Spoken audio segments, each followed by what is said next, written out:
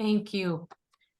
Hi, everyone. We're going to call this meeting to order now. It is 6:40 on August 28, 2023, and this is a public meeting of the City Portland Police Accountability Commission.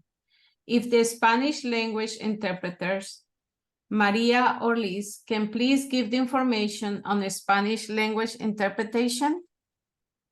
Esta es una junta pública sujeta a las leyes estatales de Oregon y las reglas administrativas de la ciudad de Portland y será grabada. Habrá interpretación disponible al español. Para poder escuchar en español, por favor, oprima el icono del globo, luego interpretación y seleccione español. Continuará viendo la junta, pero escuchará al intérprete. Por favor, danos un minuto en lo que se habilita esta función. Muchas gracias, Liz. The city also offers ASL interpretations, which is being provided by Kevin and Kathy. Please pin their video feed to see their interpretation throughout the meeting. The closed captioning is turned on in Zoom as another means of assistance, but please note that this is an automatic captioning service and it is not always accurate. The city supports access to meetings of the Police Accountability Commission and can provide other language support as well. Please email in advance of future public meetings, either as a response to a public meeting notice or directly to policeaccountability@portlandoregon.gov to ask for other access assistance, including interpretation into other languages. This meeting is a public meeting subject to City of Portland Administrative Code and Oregon State Law and is being recorded. For this meeting, the chat function is enabled for commission members to communicate with each other. Members of the public will be able to ask questions using Zoom Q&A feature. As the commissioners are presenting and or discussing things, if attendees have questions, please feel free to submit them through the Q&A. We hope to use this feature to help guide our conversation during the meeting and future meeting and agenda topics. We like to be clear that no questions will be answered during the meeting, but if answered, both the question and answer will be visible to you and will become part of the meeting record. To access this feature, just click on the Q&A icon on the middle of your screen. And now I will pass it to Co-Chair Dan for the land acknowledgement. Thank you. I'm Dan Handelman. I use he, him pronouns. I'm one of the three co-chairs of our final phase.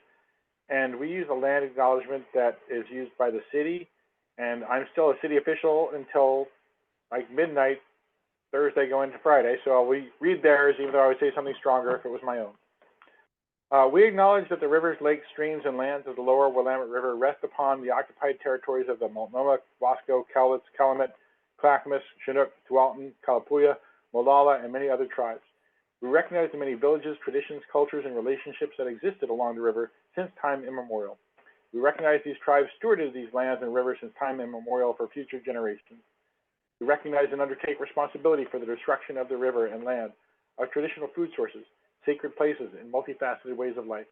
We acknowledge the economic and social values that enabled the harm to the river, including systemic racism, classism, and other systems of oppression that perpetuated harm against Black, Indigenous, and immigrant communities along the river. With this acknowledgement, we commit to honoring and learning from the past and working towards a more equitable and sustainable future for the lower Willamette River. We commit to seeking solutions that acknowledge the inequities of past socioeconomic policies and the harm done to people and our relationships to these lands and waters. Thank you. Thank you, Co-Chair Dan. Now we're going to review our community agreements. We're going to read it and then we're going to just focus more on one or two of them. Thank you.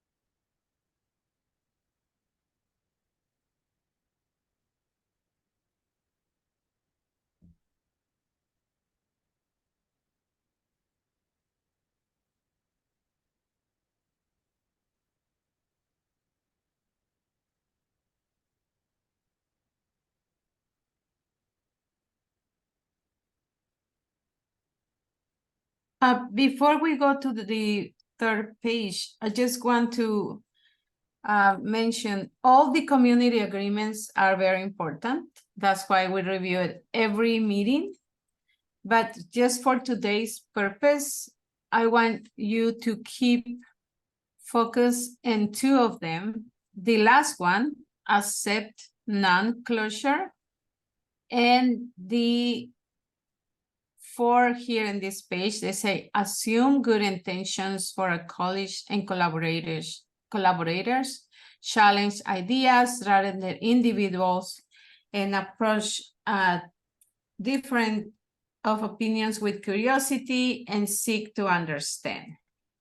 I just want you to focus on those two and really read them and think about it and breathe and just think about what you have done all these months and what we need to finish and this week, right?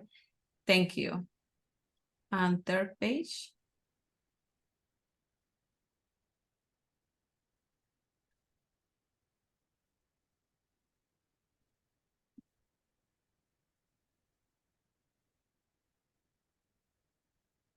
Okay, I'm gonna ask the question. Do we all commit to following the community agreements for today's meeting and to gently calling in our colleagues and collaborators if needed? And if I can see your hands. Thank you very much. Now I will pass it to Co-Chair Sima. Oh, yes, Co-Chair Sima to discuss the timeline. Thank you. Greetings, everybody. Yeah, so timeline. We're in the week, the final phase, of the final phase over here. As with this screen, there we go. The commission has split its work into 6 phases, and we're now, as I said, in our concluding phase of work, which we're focusing on everything that was done in the previous phases and converting it into proposed changes to the city code and the settlement agreement, and approving those for city council consideration, along with a final report that will be presented to the city council. The commission will work until this Thursday, August 31st, and then the snapping happens. Little Marvel thing there. And at that point, we will prepare to present our proposals to the city council for their consideration and approval at a date that we're still yet to determine, right, in September. But yeah, date's coming, definitely in September, I think. And so moving on to the next slide. Oh, this is, there we go, okay. Yeah, the outcome documents of the Police Accountability Commission that we're creating in this phase include proposed changes to the city council code and final reports of the Police Accountability Commission that'll include some explanations and rationales for the legal text, recommendations for the board's bylaws or bureau's policies, recommended changes to the settlement agreement, and recommended changes or recommendations, I should say, to other levels of government, such as city council.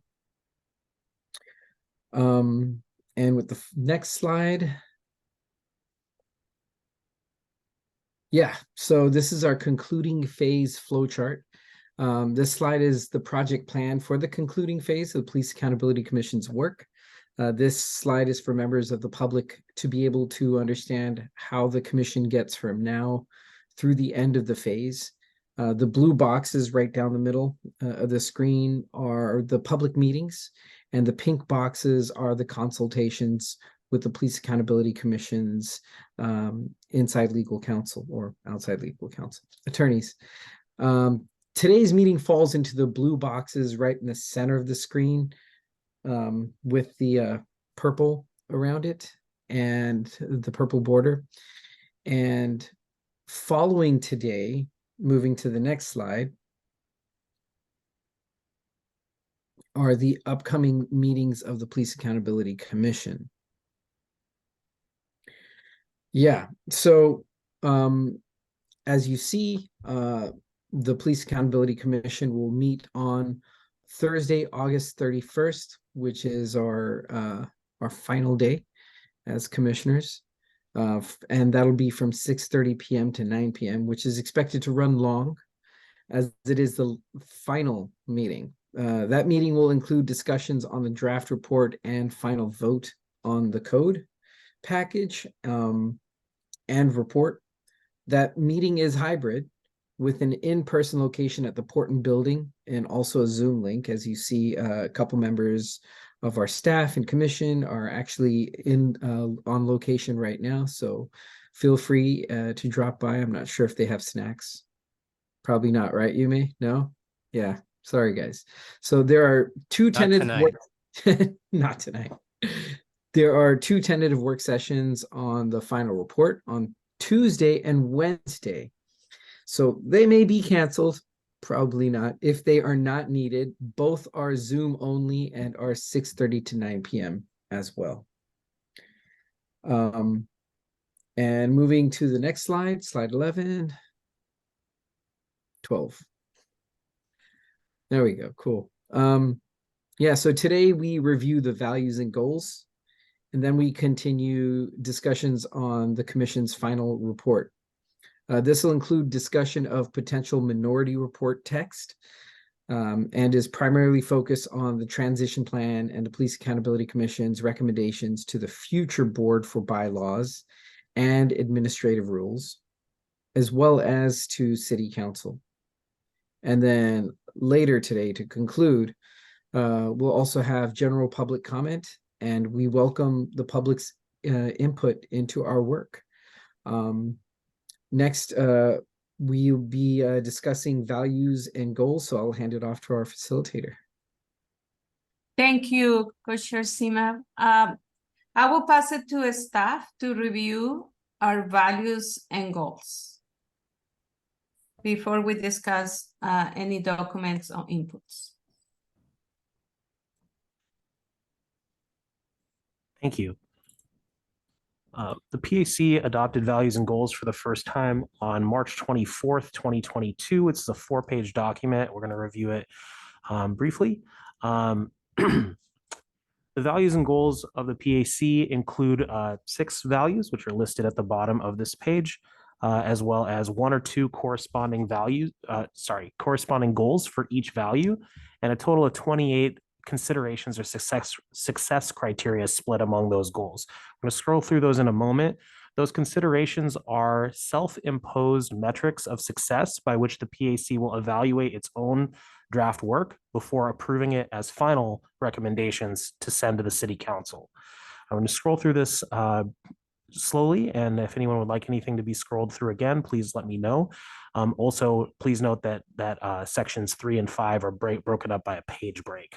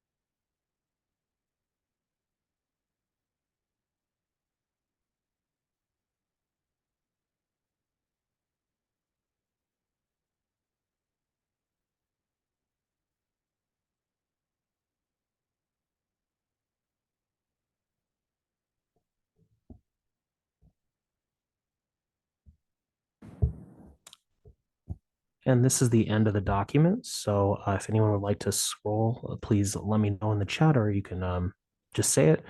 And I'll ask if any member of the commission at this time would like to highlight any of the values or the goals or the considerations.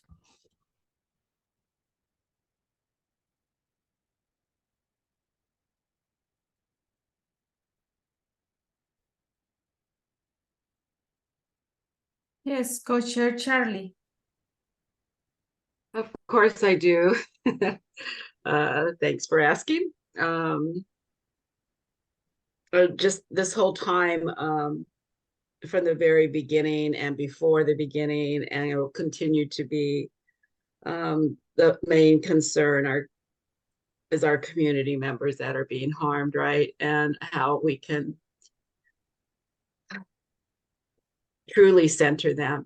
And I know we've done the very, very best we can in that area.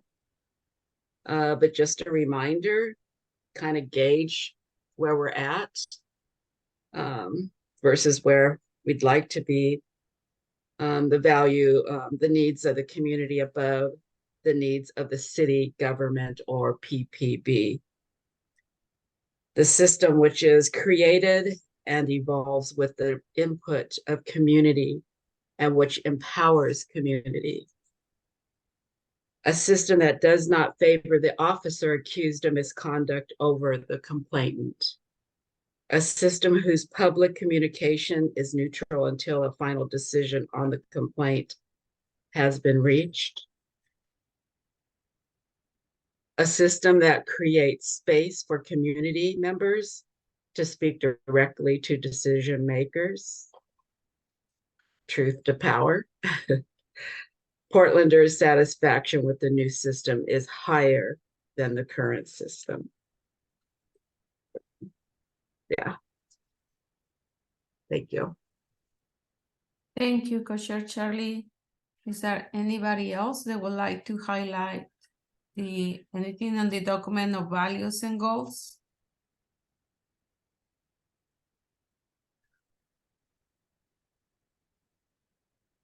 Thank you. She is hungry.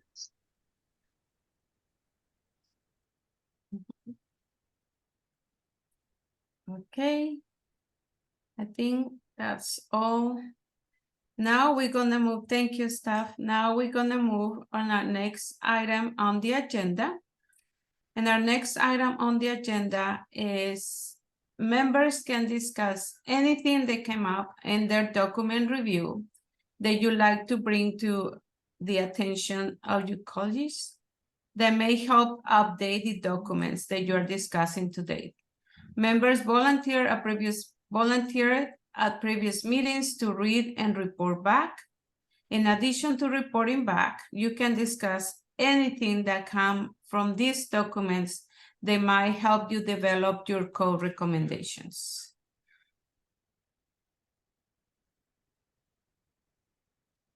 Then we will start with our discussion. And I will pass it to, we will now move to discussing the final report draft. No, first what I asked you to. Co-Chair Dan, go ahead. Oh, thank you. I don't know if you saw my hand. So just so you know, we broke up the 8 areas of the report into different, so that different commissioners would look at them. And so I'm not 100% sure what we're going to be screen sharing tonight, but there were changes that were proposed by 4 or 5 of us. And so I thank everybody for taking the extra time. I hope that everybody will take time to read through the document as a whole, the report. The pieces are still coming in, but I think when we approve this on Thursday, I'm hoping that everybody has a chance to at least look through the substantive part of the report at the beginning, and then these appendices we're about to look at. Thank you. Thank you, Co-Chair Dan. Is there any additional comment or reporting back from the commissioners?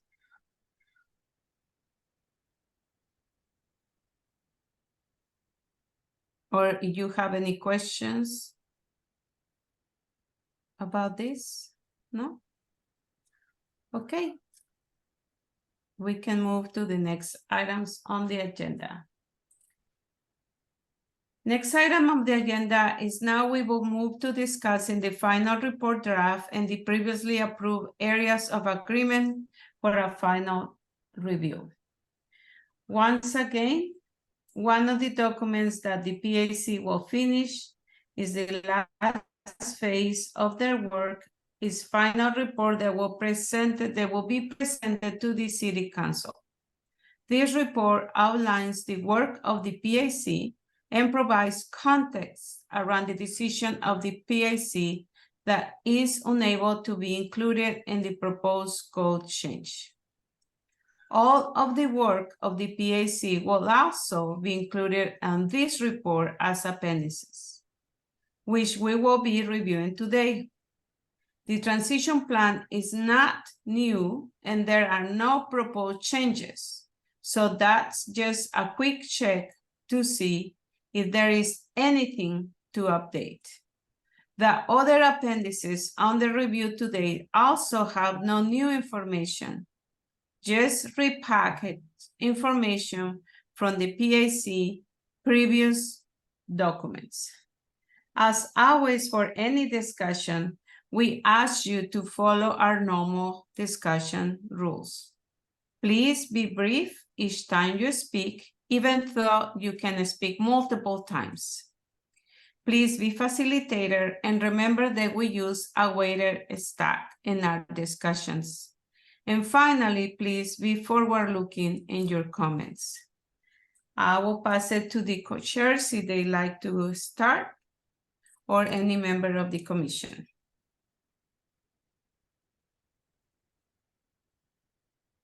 Yes, co-chair Dan? So I'm not sure what staff has ready. I think I saw flashed up on the screen before the introductory paragraph that we're thinking about doing. I kind of think that's a nice way to start this meeting too. That we noticed that this the document right now just jumps right into the table of contents. So co-chair Michelle Wesley and I kind of drew up this language earlier. I can't. Oh, there you go. And we're hoping that this can be like an intro overleaf, like between the title page it says report of the Police Accountability Commission and the table of contents. So co-chair Michelle Wesley, are you able to read that? It's a little small right now. I'm going to bump mine up to 50%. Yeah, I can. Yeah. Sure thing. Okay. The PAC appreciates the City Council entrusting our group to propose a plan for the new oversight system for police accountability in Portland. What follows is a summary of the PAC's findings and recommendations, along with documentation of the various topics we researched, ran through various tests, including legal review and public comment, and are proud to present to you. Thank you, members of the Police Accountability Commission. Thank you, Co-Chair Charlie.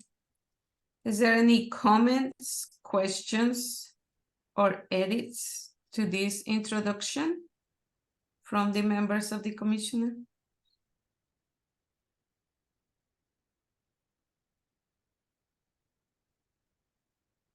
Yes, Commissioner Yumi. Just a couple grammatical edits and I'm going to put in the chat. Thank you. Anything else?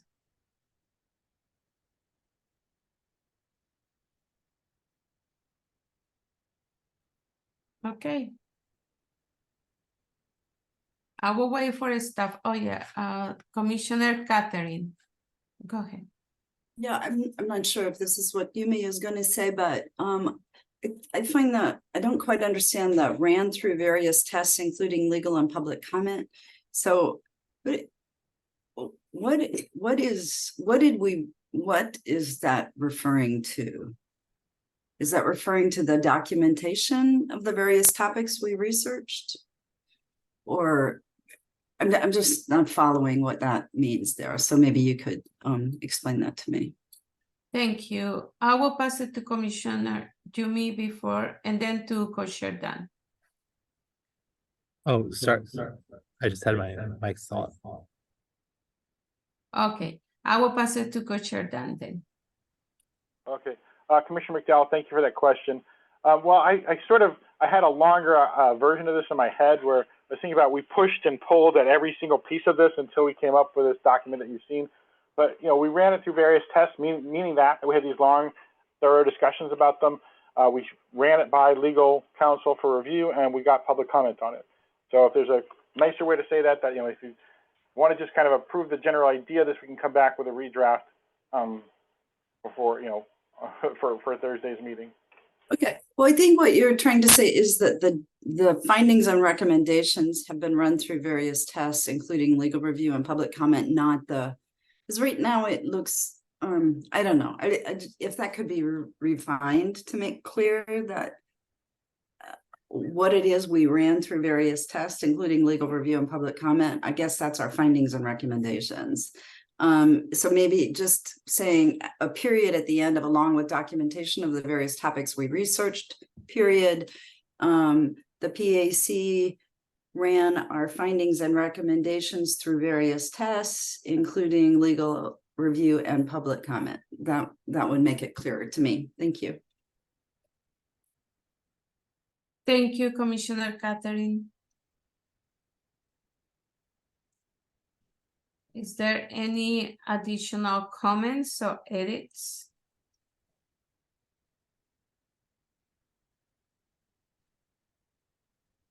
Co-Chair Dan, you have a question on the chat.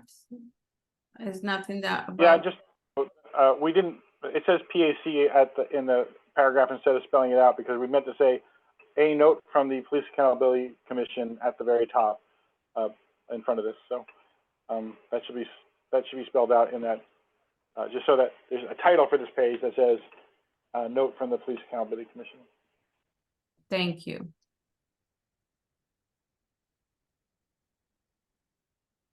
Yes, Commissioner Monica. Could we add to let's see, something about how long we've been at this to just kind of magnify this? Is that necessary or?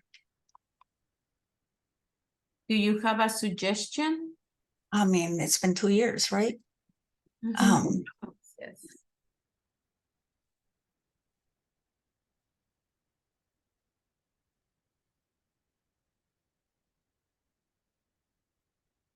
And staff put the date. No, I think we don't need to do that. You're right. It's fine. Okay, thank you, Commissioner Monica. Co-Chair CMAP. No, I was thinking that if we did mention the 2 years, then we can say something along the lines the city council has entrusted our group for almost 2 years with the task of proposing a plan. But I think I'm also kind of waffling on the timeline. Thank you.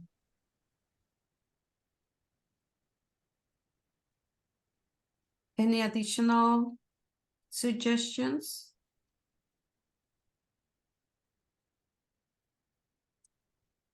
If not, I'm gonna ask the question. Okay. Is there a strong opposition to changing or adding this part to the proposed change? Oh, there is a suggestion for co-chair CMAP before I ask the question. Oh, I just hit enter because I was typing it as you It's okay. spoke. That's good. We can ask the question again.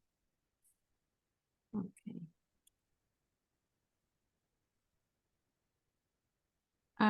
Are you proposing the change? Co-chair CMAP? Nah, I mean, I like it the way it is. It's pretty succinct. Okay. I just feel like we're trying to speak to them, but I don't want to brag while we're speaking to them. In this case, like the work in itself is the accomplishment. So, no. Thank you. I'm gonna ask any other additional comments. Yes, Commissioner Angie.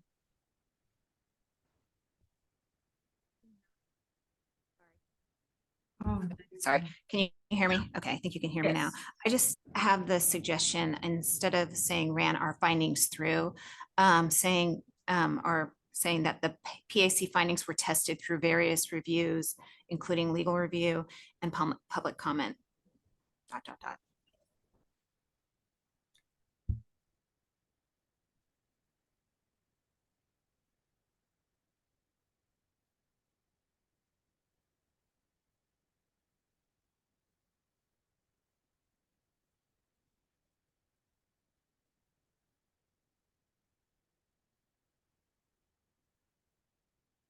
Thank you. Okay. Yes, Co-Chair Sima. It's kind of a pet peeve of mine when I see two of the same words within, or if not, just a sentence apart. And I'm focusing on the word reviews. Through various reviews, including legal review and public comment. Do you have a suggestion instead of through? I'm trying to think it through. I'll type it if I see it. Oh, Tears isn't. Oh yeah, you may. Commissioner Delgado says through various means. And also, thank you, Co-Chair Sima, and thank you, Commissioner Jumi. Commissioner Catherine? Yeah, not to belabor this, but I wonder if it would be helpful to say, including public comment, legal, I was just going to say add equity analysis to there, because I think that's an important step that we conducted through public comment, equity analysis, and legal review.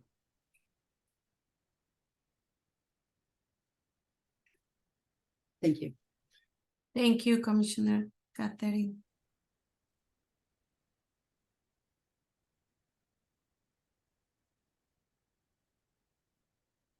Okay.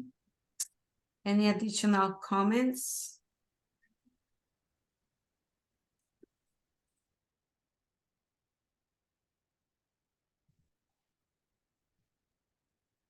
Okay. Yes, Co-Chair Charlie, go ahead. I was just wondering if we could reread it now with all these changes. That's a great idea. Go ahead, please. Yeah. Okay. Note from the Police Accountability Commission. The Police Accountability Commission appreciates that the City Council has entrusted our group with the task of proposing a plan for the new oversight system for police accountability in Portland. What follows is a summary of the PAC's findings and recommendations, along with documentation of the various topics we research. The PAC's findings were evaluated through various means, including through public comment, equity analysis, and legal review. We are proud to present these recommendations to you. Oh, I like it. Thank you, Co-Chair Charlie. Now that you hear this last version, do you have any comments or questions?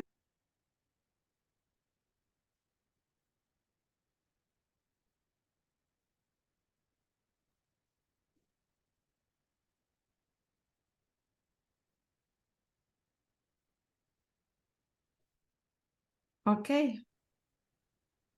Guys, that's the question. Is there a strong opposition to changing from what it was to the proposed change? Is there a general agreement to changing from what it was to the proposed change? Thank you. Can we move on to the next item? Thank you.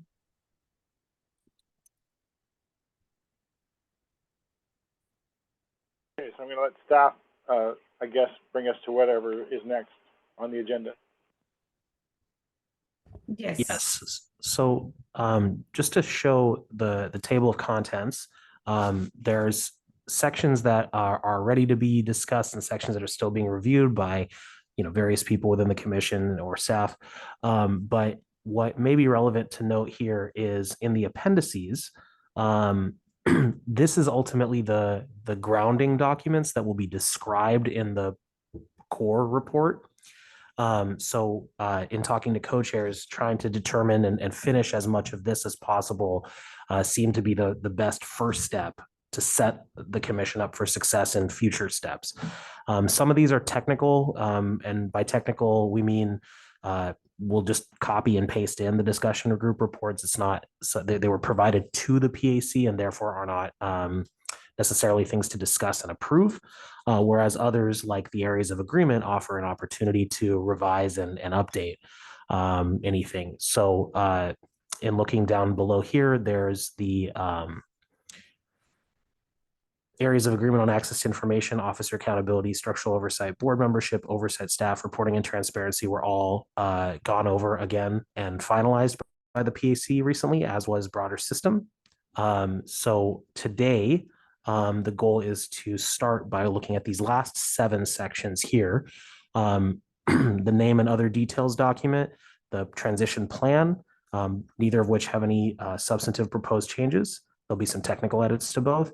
And then some new sections here which relate to the recommendations by the board, recommendations by the PAC to the city, to the board, and in the various categories that those would need to be implemented in. So with that as context, we'll start by going to the PAC areas of agreement on name and other details. And there is a, overshot it here.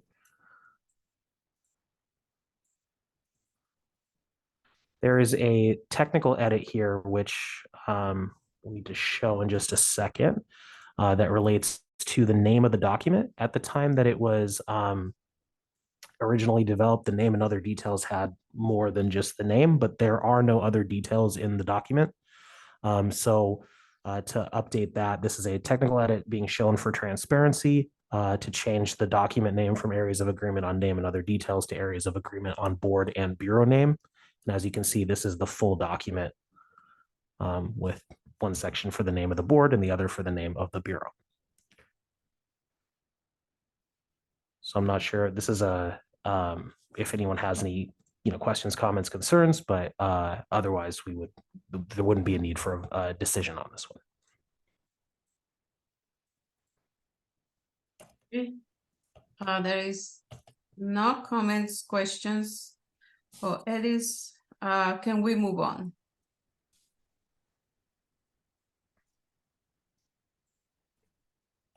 Okay. Thank you. All right, so now we'll move into the transition plan document. This also has no proposed substantive changes.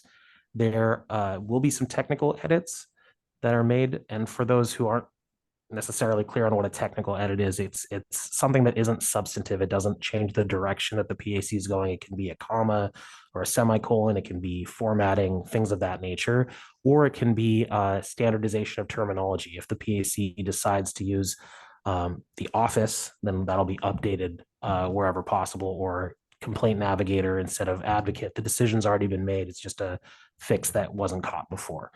So the moment, I guess right now, the purpose of this conversation is if there are any proposed changes that the PAC would like to make to the transition plan before finalizing this document, similar to the finalization of the areas of agreement at the last meeting.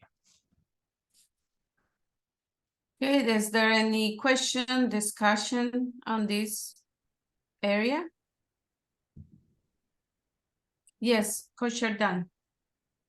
Just so everybody knows, I did go through this afternoon, and I found a bunch of places where board and bureau were used instead of the oversight system or staff or office that we agreed on. So those are all stuff I'll send to staff. And I mentioned, if you go back up to that first page, that just visually, scroll up a little bit more. Visually, if you're squinting your eyes at this page, the word transition team is really big and the word transition plan is really small. So I think it's important that because this is the transition plan, that somehow be made so it can stand out. But other than that, I had very few things. Thanks. Thank you, Co-Chair Dan. Are there any other comments or questions about this? Besides what Co-Chair Dan mentioned, can we move on? Okay, thank you. So just clarifying with co-chairs, do we need to scroll through this document?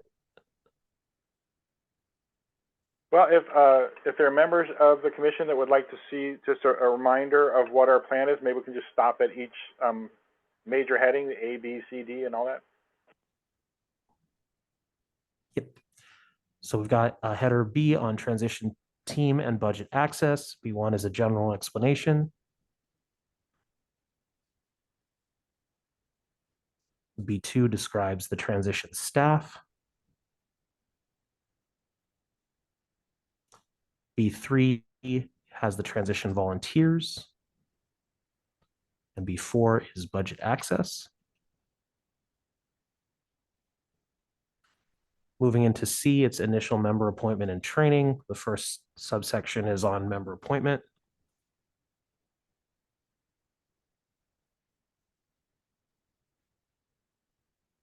The second subsection is on initial member training.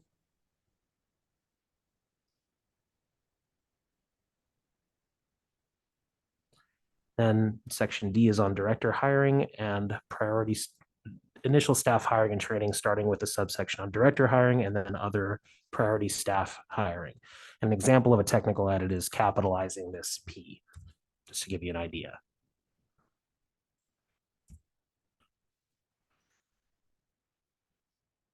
And then staff training. Section E relates to transfer files and information from current systems. So there's a section on the PPB transfer to the new oversight system. And then there's a section on transfer of information from the PAC itself. And a third section on information from the current oversight system, which includes IPR, Internal Affairs, Police Review Board, and the Citizen Review Committee. And finally, the sixth section is on the post-transition period, which includes when IPR will wind down its work and conclude operations. A section on the CRC, a section on the Police Review Board, a section on Internal Affairs, and finally, the process of transferring active cases which are received by the old system just prior to Oversight Board implementation.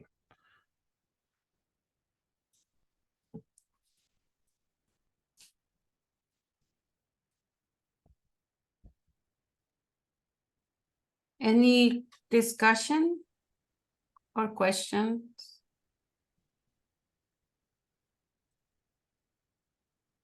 Okay, can we move on?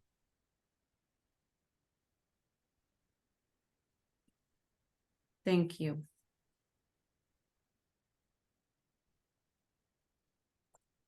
Okay, so now we get into 5 sections back to back to back. And before we talk about each one individually, just to kind of show what this is, the process after the PAC finishes its work includes the City Council sending on the PAC's proposed code, along with any modifications they make to it, to the U.S. Department of Justice and the U.S. Court. They will also be sending on proposed settlement agreement amendments to the U.S. DOJ versus City of Portland settlement agreement. So this first section, F2, is recommendations to the city for things to include in the settlement agreement amendments. Following that are 2 sections related to recommendations to the board itself, one on its bylaws and the other to the board and the new director for administrative rules, which are called administrative rules adopted by Bureau, or ARBs for short. Finally, there are 2 sections for the city. One is for its legislative agenda, which relates to things related to state or federal law. And the last is on collective bargaining obligations related to the oversight system and its implementation. So that's the 5 sections that we're going to go through today. These are all recommendations that are not code, but reflect maybe some of the things that were in the areas of agreement that didn't end up in code. So starting with the first of those.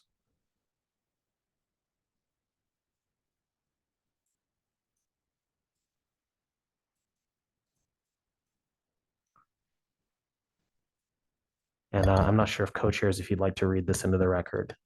Oh, I'm sorry. I forgot to mention one other thing.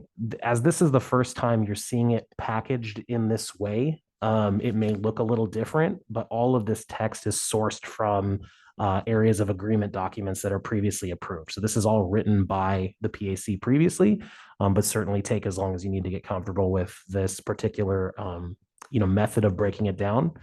It's now, whereas previously it was broken down by topic, now it is organized by who the recommendation goes to and where where they would need to implement it if they were to accept the recommendation. And so there's no obligation to vote on it exactly as is. You can still certainly change it, but it is all text that has been written by the PAC. Thank you, staff. Co-chair Charlie.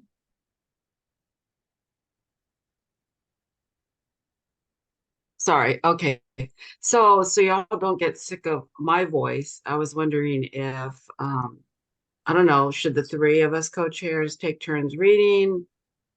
Do we want to ask for volunteers? Co-chairs, how would you like to do this? We can And- take turns. Yeah, you can take turns. Also, I will remind everyone that staff mentioned it that you can either choose to read it or not. It's up to you. Or let the commissioners read it. It's up to you. But whatever you decide is good.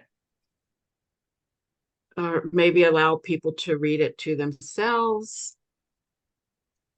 Okay. I'm game for whatever my other co-chairs or other commissioners would prefer.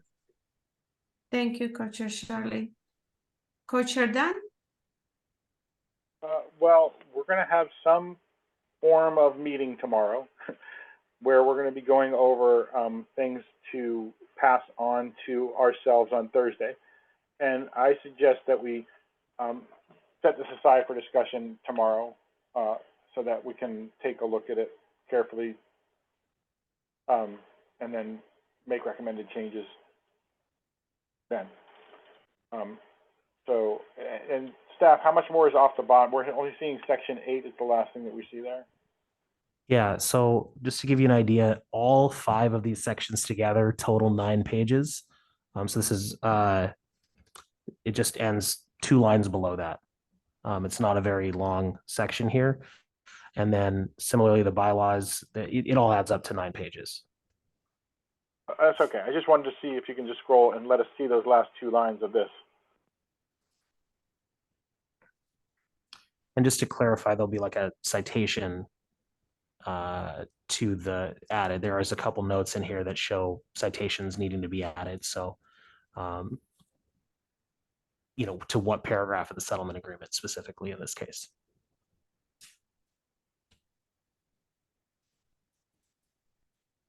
Okay, then Co-Chair Dan, if I understand correctly, you're thinking to move this section for tomorrow's meeting. That's my suggestion to my co-chairs. Yeah, I think this is very important, and I'd like to have time to look at it.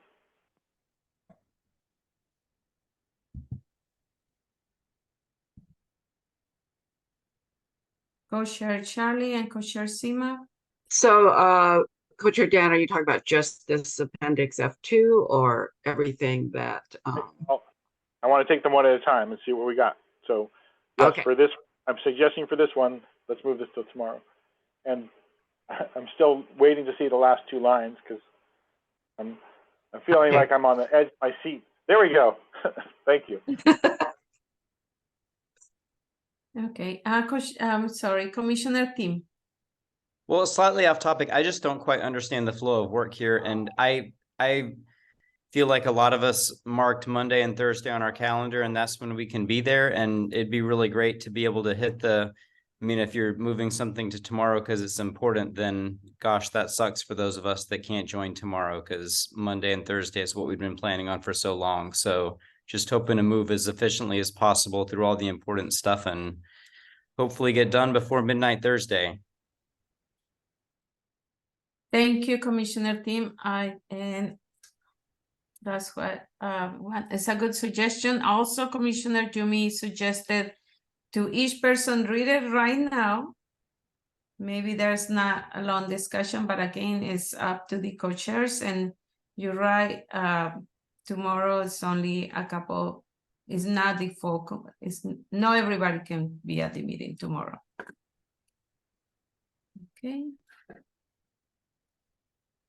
What about at least you read it privately now? It's up to the co-chairs. We can start the discussion, and if we can have a rule of time, and if we don't, we pass it for tomorrow, but at least everybody that's here can read it and have an opportunity to give their opinion in case they want to. But it's up to you.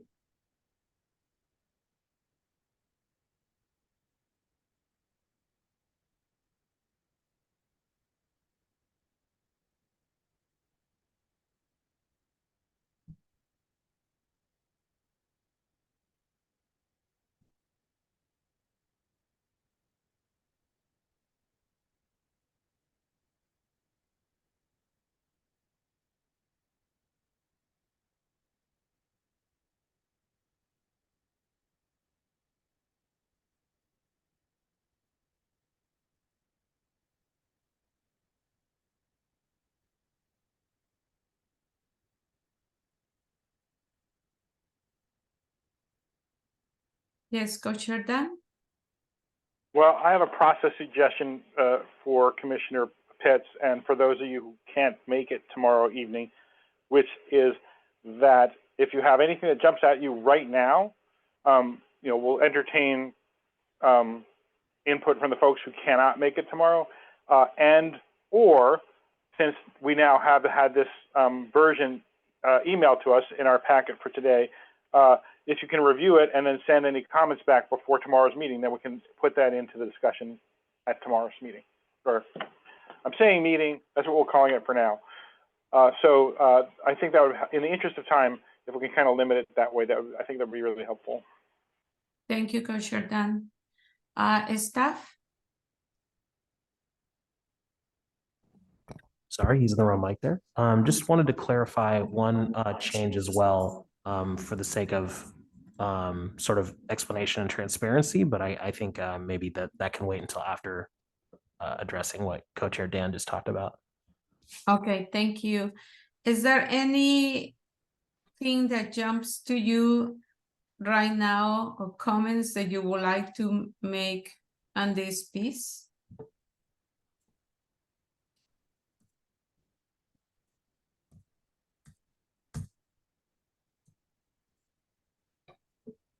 Any questions, edits, any discussion?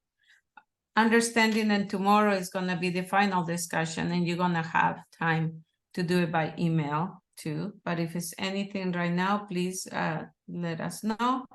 In the meantime, I will pass it to staff. Thanks. So just wanted to clarify where two of these are in the settlement agreement and why these are relevant to the conversation. So the first one on here, which relates to IPR concluding its work and resolving all active cases, relates to, in order to implement the transition plan, there's actually, I'll start with the other one. The investigation timeframe.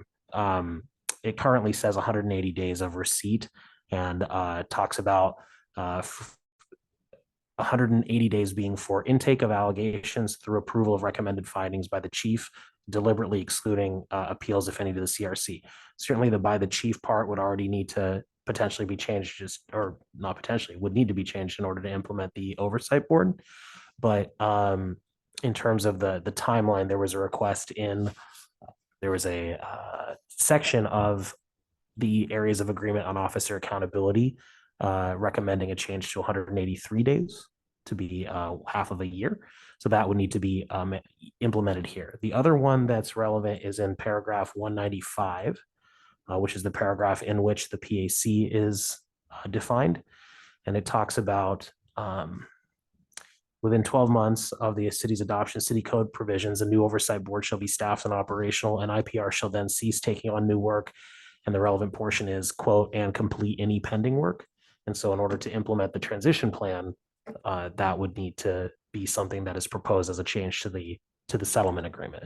So that hopefully those are illustrative examples to show what the this section of the report is talking about.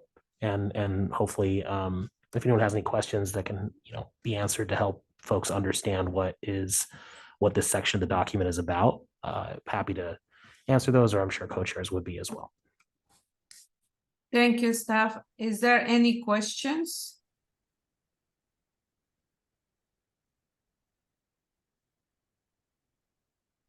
No? Okay, let's save this piece for discussion for tomorrow. And again, the members that cannot be there tomorrow, you can either send an email about this piece. We're gonna move to the next item. So the next section is sorry, I scrolled too far, the recommendations to the board for board bylaws. So unlike where the city would need to act on the previous recommendations and proposing this to the court or and the DOJ, this is a recommendation to the incoming members of the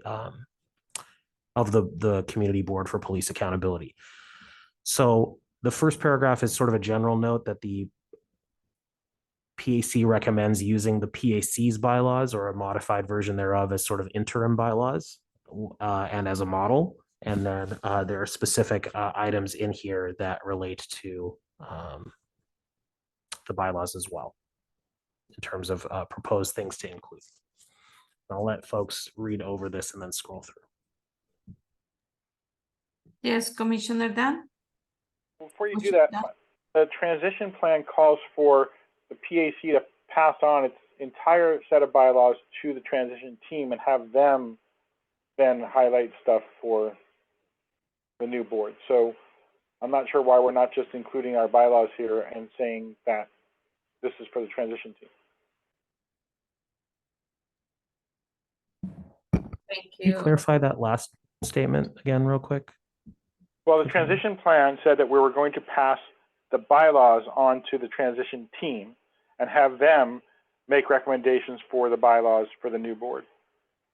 So why aren't we just pasting in the bylaws as we pasted in our entire other documents?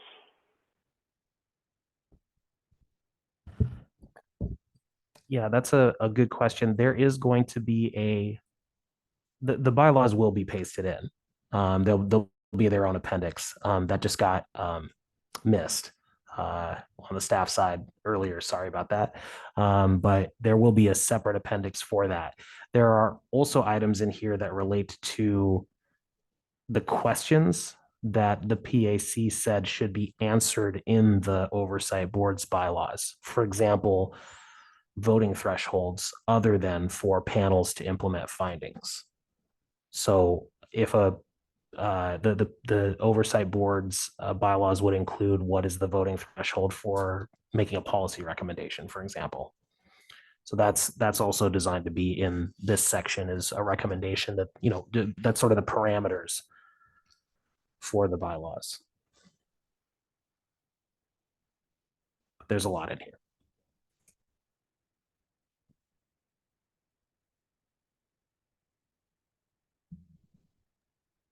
Is there any points of discussion, questions, or comments? I know you need time to read it individually.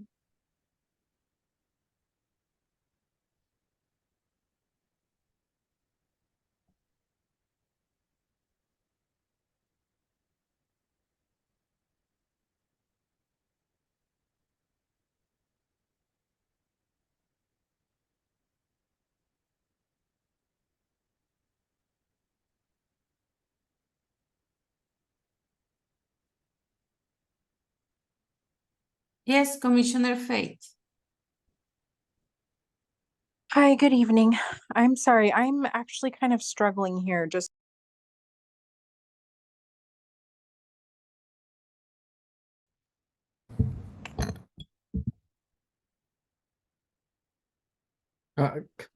Yes. Megan, I think we lost your audio.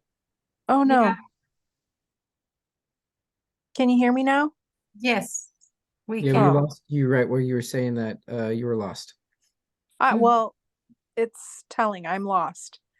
So, I want to make sure I understand. Staff, I saw your comment in the comments around that we need to finalize. Let me make sure I'm reading this. Get to the core parts of the document done, the non-appendices. It will make it very challenging to get the core parts of the document done, the non-appendices, if the appendices are not done first. And I'm looking through the document. Are the appendices not just our areas of agreement? The appendices are the areas of agreement and some other things. So just to quickly screen share again, the appendices include, and it may be confusing why it's broken down with the letters and the numbers, just to kind of give some clarity as to that. The first appendix is the code, but it has the additional, and we'll show this version on screen, but it's basically taking the information from the footnotes on the code, because code doesn't have footnotes when it's finalized. But the most of the footnotes are essentially, this is modeled off of section 3.21 point something of the existing code. And so it'll be a compare and contrast, a one column of the old text, one column of the new text. Appendix B is just the summary of the meetings of the PAC. That's sort of the PAC's own process. Appendix C is what was received by the PAC as inputs. Appendix D is the parameters within which the PAC worked, including self-imposed parameters of the values and goals. Appendix E is the output documents of the PAC. So this is where all the areas of agreement are, but also the other documents that were approved by the PAC as part of it, including, for example, the definitions document. These were all sort of ingredients into the code, for lack of a better word. Appendix F is for the council to consider in the 60-day period. So that's the transition plan and the settlement agreement amendments. And Appendix G is for the council or the board to consider as part of implementation or beyond. That's why it's broken down that way. So the appendices are the areas of agreement, but there's also, and the transition plan, but there's also quite a bit of other things in here, most notably these last 5 subsections. Thank you, staff. Commissioner Fate? Thank you. That was really helpful. So the Appendix G sections are the ones that we need feedback for immediately. To the degree possible. I think it's worth noting that this is the first time it's been shown on screen at a meeting. So want to have some in this packaging, right? All of this is sourced from the areas of agreement, and we can point to specific places where it came from, but previously it was organized by topical area. And now it's organized by who the recommendation goes to and at what stage in the process would it be implemented. So that is a difference. And so want to have some recognition of that and say that there's, the PAC doesn't have to vote on this or approve it at this exact moment. But if there's initial feedback, that would be very helpful, I think, for those who are meeting tomorrow to draft or revise meet tomorrow to draft or revise other sections of the report. And to be very specific about that, if there's something that was in the areas of agreement that didn't end up in code because it's going to be a proposed administrative rule or bylaw, then in order to knowing that that'll be in this section will be helpful for writing the explanation of the specific topical area, oversight staff, for example.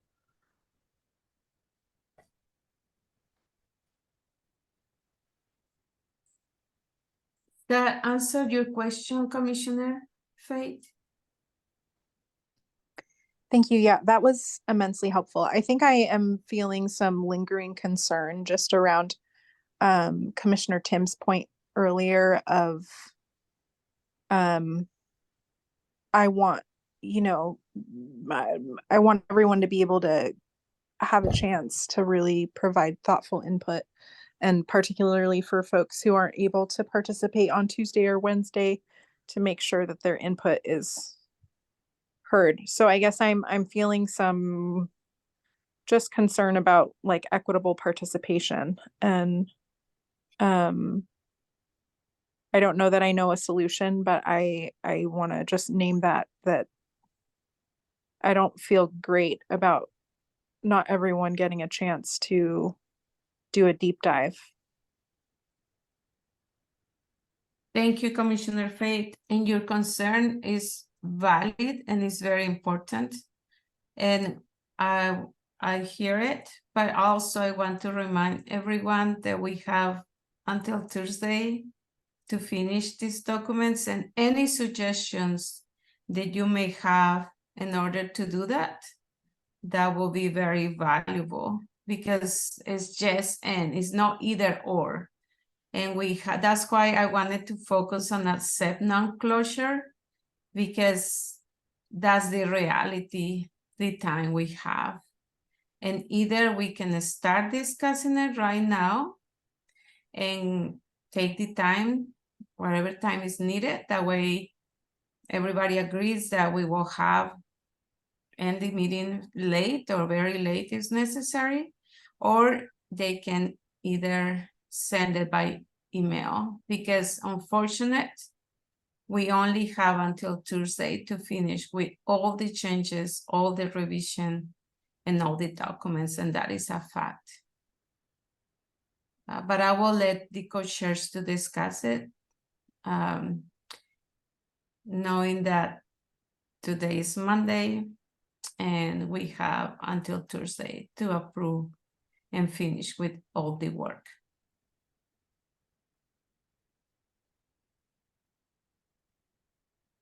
Co-chairs? Yes, co-chair Dan? Well, Commissioner Aiken, that's why I proposed what I said, which is if people can't make it tomorrow night, they should say anything that jumps out at them right now, and then the rest of us who can make it tomorrow should just, you know, resist the temptation to jump in and have a discussion about it, and then take that information with us, and then hash it out tomorrow. And I think that's the most equitable way we can do it, given the fact that the City Council did not extend our timeline to October 29, which is what we asked for.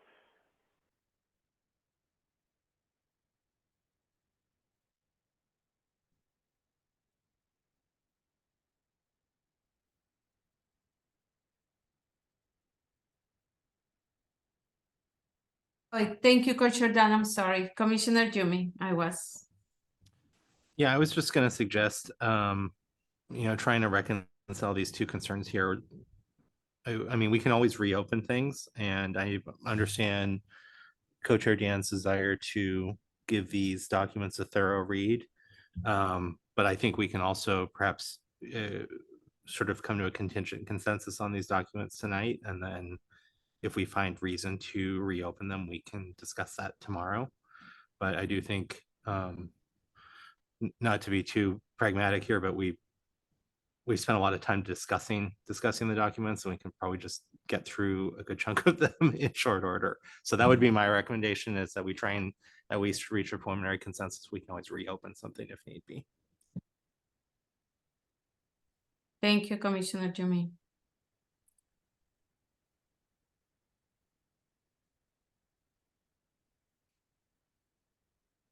Okay, as Commissioner Jumi pointed, we are thinking, and this time is passing, right?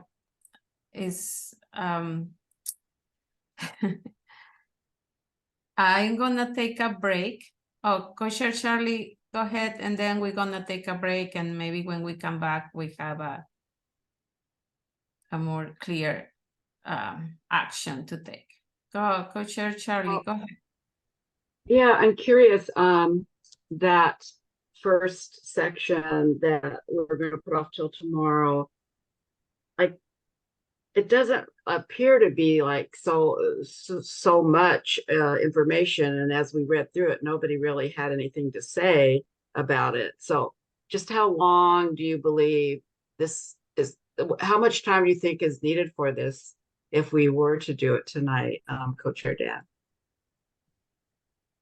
Well, the problem is we also have the body text that we haven't gotten to, the introduction that you and I worked on, and a bunch of other stuff, and we're already almost at 8 o'clock tonight. So I'd like us to get through as much of the document as possible, and then if we have time, we can double back and do these in depth. But I'm still, I'd really like to get as much of the work that's been done in preparation for today cleared at tonight's meeting. Okay, thank you. It's 7:53. Let's come back at 7:58 after the break. Thank you. Oh, you know what? I'm sorry. Let's come back. Let's take 10 minutes. 8:03 then. Thank you.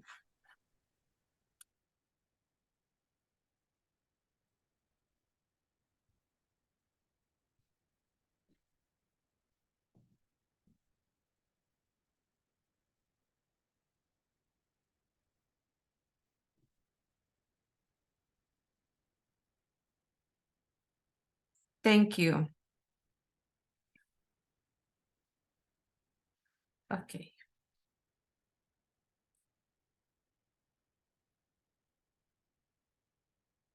Think a staff needs a couple of seconds to be ready. We wanna wait for them.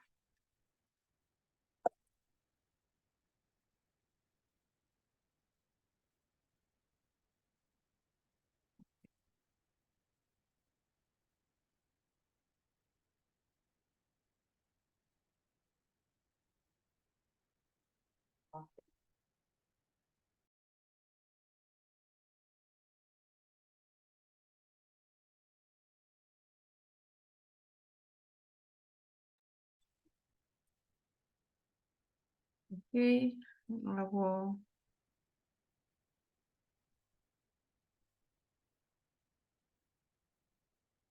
Check if everybody's ready over there in person.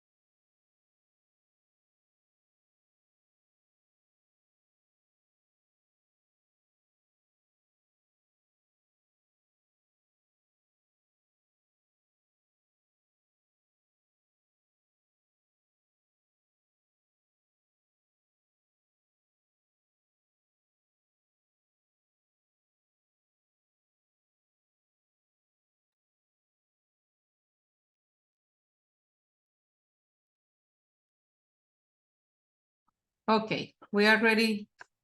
We're ready to continue. I just gonna notice also because time, we're not gonna read. I mean, everybody's gonna read but privately instead of somebody reading. That way, that will help us with time. But I think we can continue with our discussion. And there is, what I understand is we're gonna read the whole document as co-chairs want to, and then we wanna come back for discussing some of the items, correct? Co-chairs? That's what you decide? I think so. Okay, let's continue then.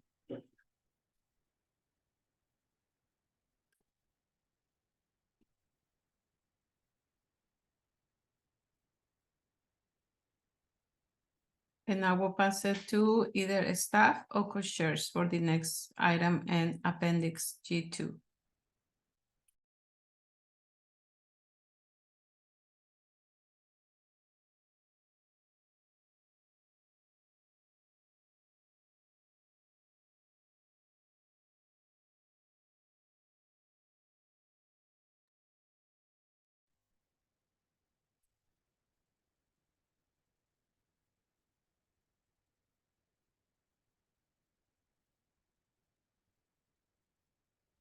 Staff, are you ready? We cannot hear you. Co-chair Charlie? Again, I just wanted to offer to read if that would help anybody. I just know it might be easier for some folks to actually hear it versus reading it, or both at the same time. Just, yeah, let me know. Oh, Thank you, thanks. Co-chair Sorry, the Charlie. audio was working in the room, but not onto Zoom. Sorry about that. Just quickly on G2, there were a lot of items in the discussion around the code that were there were questions raised about where did this item, which was in the areas of agreement, end up if it didn't end up in code. And most of the things that weren't in the code that the members agreed to as part of the areas of agreement ended up in this section, which is to say things that are better suited for administrative rules than they are for code. So that's what this section is, and I can pass it over to co-chair Charlie. I saw your hand went up. Sorry about that. Didn't mean to talk over you. Oh, no, I had already finished. Okay. Well, yeah, so I'll just, it goes down onto a second page. So just wanted to kind of show all that's in here and make sure that members know that if there are things which, again, things you identified in the areas of agreement that weren't in the code, it's generally speaking, it's either here or in the previous appendix. I'll scroll through after folks have time to read it.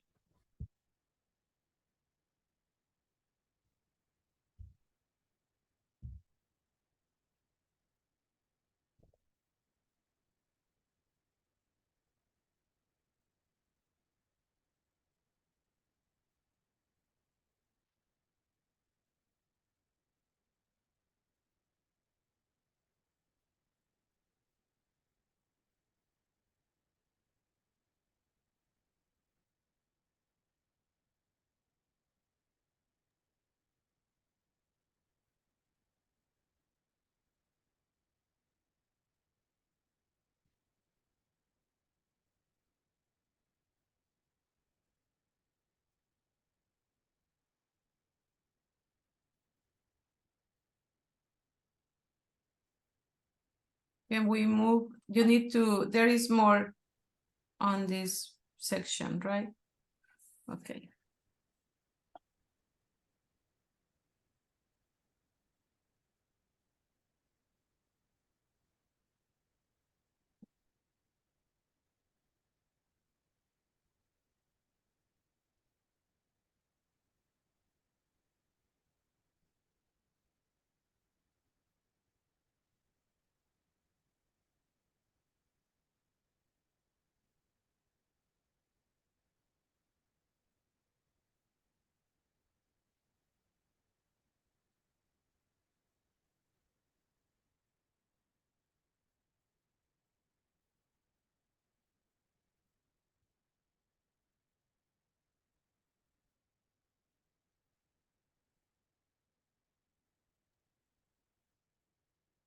From that section, there is more, correct? Okay.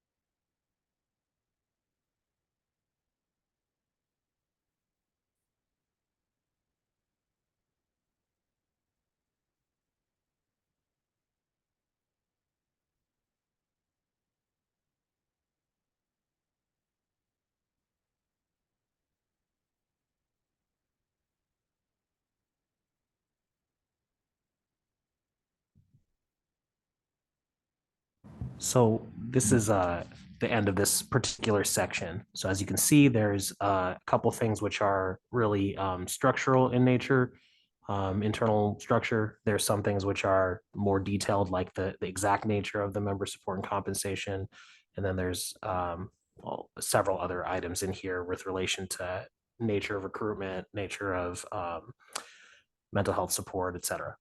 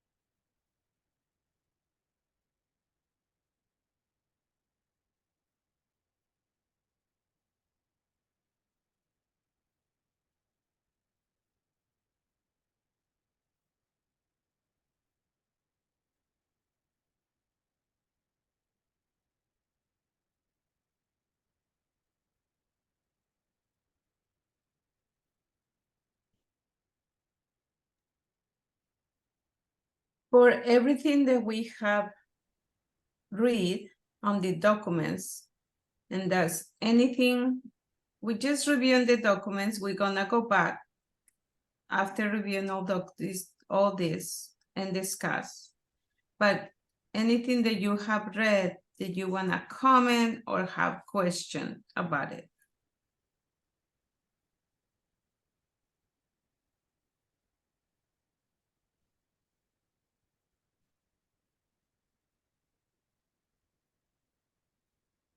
Okay, then we can continue reviewing the documents. Okay, next section after this is still being developed on the legislative agenda. So we're just going to go straight to the collective bargaining ones. And co-chairs may have more information on the third part of this. I'll just preface that. The first section is from the transition plan in terms of the process of collective bargaining, ensuring that the transition team is represented as part of that and that gets transferred over. The second part is and that wouldn't be in code because that's part of the transition plan. The second part is with relation to, also from the transition plan, the possibility of applying in the event that the active cases are transferred over to the oversight board, applying oversight board processes and procedures rather than IPR or CRC ones. And that would need to be discussed with, I believe co-chairs had said that needed to be discussed with bargaining units, might. And then the third one has to do, not sure if this would require it or not from the perspective of the PAC, but this seemed, especially this last part, related to, might relate to bargaining as well. So figured we'd put it in instead of leaving it out to add it, easier to remove it than add it in later. Thank you, Steph.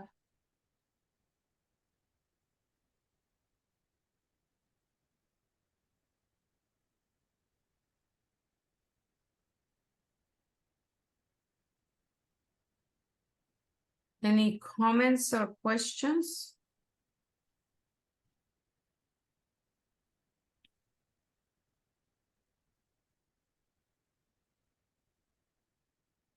Okay. Let's continue reviewing the document then. So that's the last appendix. So at this point, I think Co-Chair Dan had a section that you wanted to look at, and I'm happy to scroll up to that if that's, if you could just remind me where.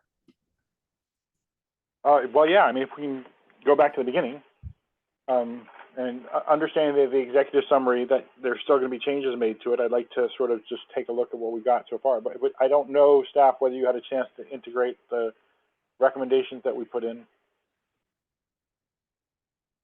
Yeah, all the track changes pretty much are that, and a lot of the content that was in the executive summary earlier is now in the introduction. So there's Yeah. So,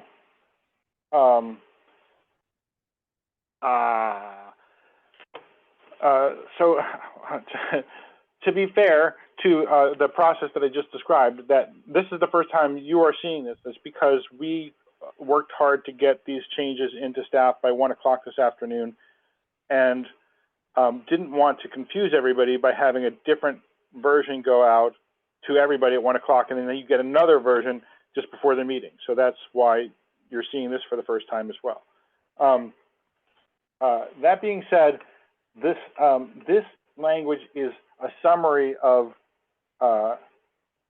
what the board's going to do, and it doesn't appear word for word like this anywhere in any areas of agreement.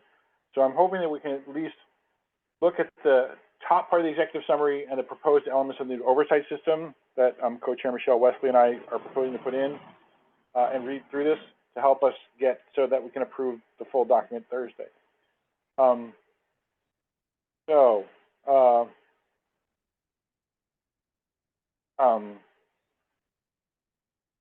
And staff, I don't have my copy pulled up, so can you kind of just scroll through to show us? I think it's about 4 pages long, but I might be wrong at this font size. Maybe it's even less than that.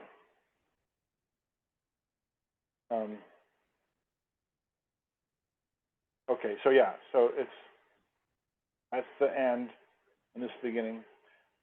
So I'm hoping that this we can read into the record and do the usual questions, facilitator Laura, so we can get this at least this part of the executive summary ready to go. And if it needs to change for any reason, we can revisit it.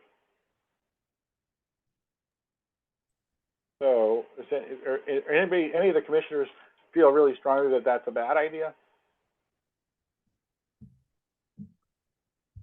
So, Co-Chair Michelle Wesley, would you like to read the executive summary, the opening paragraph, and then the first paragraph that we see on the screen there? And I want to remind you, Co-Chair Dan, that Co-Chair Charlie requests help on reading by the two of you or other commissioners too. Yeah, fair enough. I think what we need to do is probably read through all of it and then maybe approve it one screen at a time. So let's try it that way. And so as we move through it, we can rotate through, and if Co-Chair Hussein is open to it, Co-Chair Michelle Wesley can start. I can do the next one. Then, okay, thank you. Okay, so you just wanted me to read that the introduction and then the first paragraph, or do you want me to read also number 1, what I see on the screen? Yeah. Okay. All right, here goes. Number 1. Sure. Okay, executive summary. This summary is intended to give a high-level overview of the work of the Police Accountability Commission, Commission's recommendations to City Council, and the information and processes the PAC used to come to its conclusions. Proposed elements of the new oversight system. Following the mandates of the City Charter and the City Council's resolutions guiding its work, the PAC has designed a new oversight system for Portland Police, which differs from the current system in the following ways. 1, the new board is community-led, with investigations run by non-police investigators. The new Community Board for Police Accountability will hire the director of the new Office of Community-Based Accountability. The complaints cases will move through one system, that's Charter Section 2-1001 and 2-1005. All right, and if we scroll to the next screen, I'll start reading this one. In the current system, cases/complaints bounce around through these 4 systems. The Independent Police Review, which consists of city staff and only investigates about 10% of misconduct complaints. The Police Bureau's Internal Affairs Unit, which is made up of former officers. The Citizen Review Committee, community volunteers who are selected by IPR and approved by City Council and hear appeals. And the Police Review Board, made up of a majority of police employees with only 1 or 2 community members who recommend findings and discipline in select cases. Number 2, the new board will make decisions about whether officers violated policy and corrective action discipline if appropriate. And that's from, we cite the code and the proposed code section as well as the charter there. In the current system, the initial decision about policy violations is made by the officer supervisor can be challenged by the IPR director, an assistant chief, or IA. Findings go to the PRB, which makes recommendations to the chief, who makes findings and decides on corrective action. Mayor/police commissioner can override the chief. And I guess we'll read the appeals on the next screen.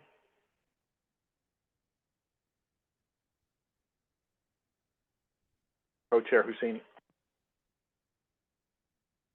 Yeah, just waiting for it to scroll.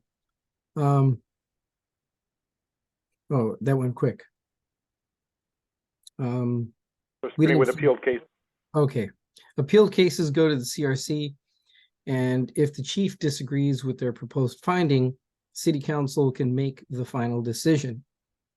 3, the new board will investigate deadly force incidents and allow for community members to appeal the findings in those cases if officers initially have findings other than out of policy.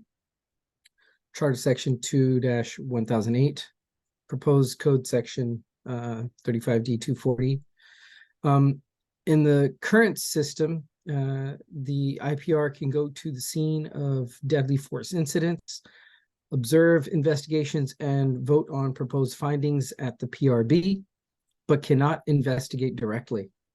The CRC has been told that they cannot hear appeals on deadly force cases. 4, the new system will provide complaint navigators to community members from the beginning to the end of the process. Proposed code section 35D 240. Do I go on reading? We pass it on? And for Co-Chair Michelle Wesley to read in the current system. Okay. We're ready to scroll. Shall do. As soon as it stops. Scroll down a little bit more. I mean, the other. Right there. No, it's above. It's a one paragraph above 4. Oh, 4. Okay. Yeah, in the current system.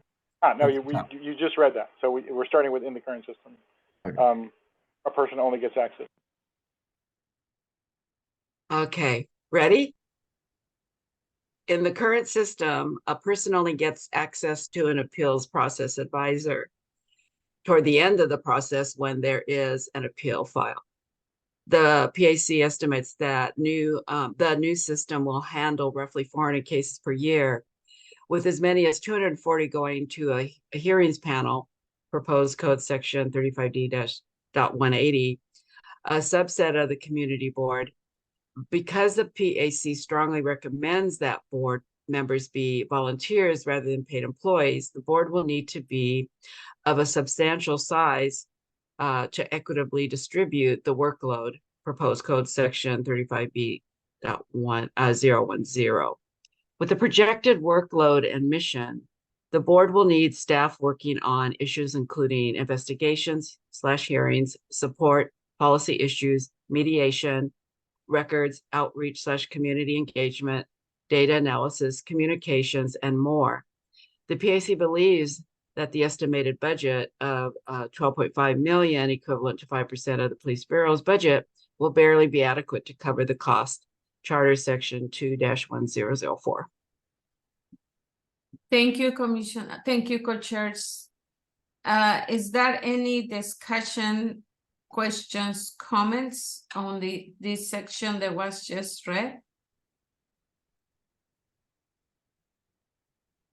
Yes, Commissioner Catherine. So I'm not sure I just feel like that barely be adequate language is going to end up being controversial. Maybe we could just say the budget will be necessary to cover the costs. I can just see that barely be adequate language could be kind of controversial given the amount of money we're talking about here. Thank you.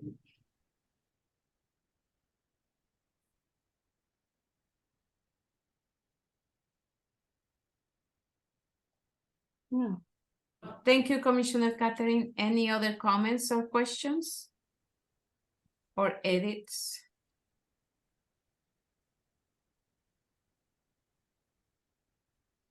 Okay, I'm gonna ask.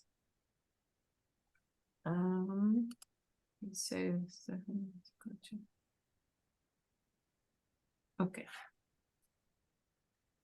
Okay, thank you. Staff.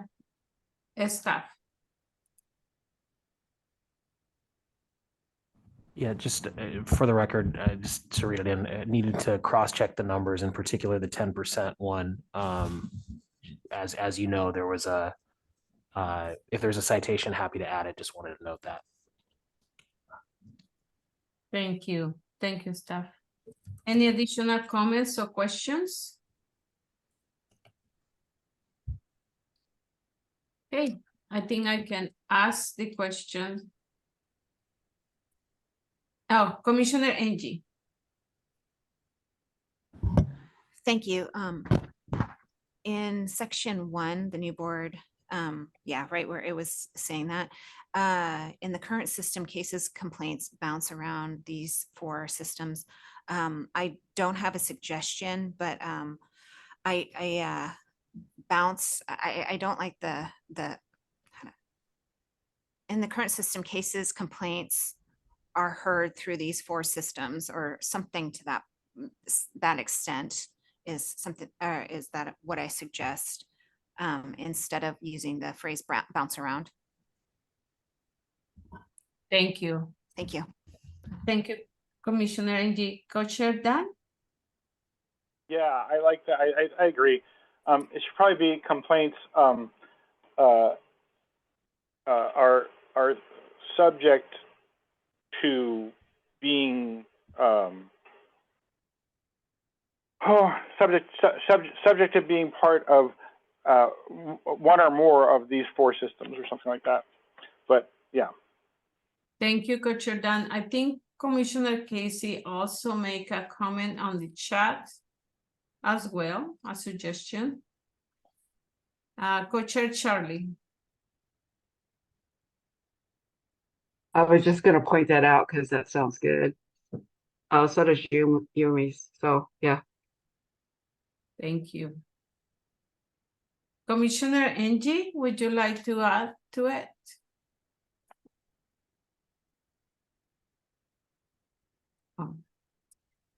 Co-Chair Charlie, is there any additional comments? Oh. Thank you. Okay. Is there any further discussion, comments, or questions? Yeah, Commissioner Charlie?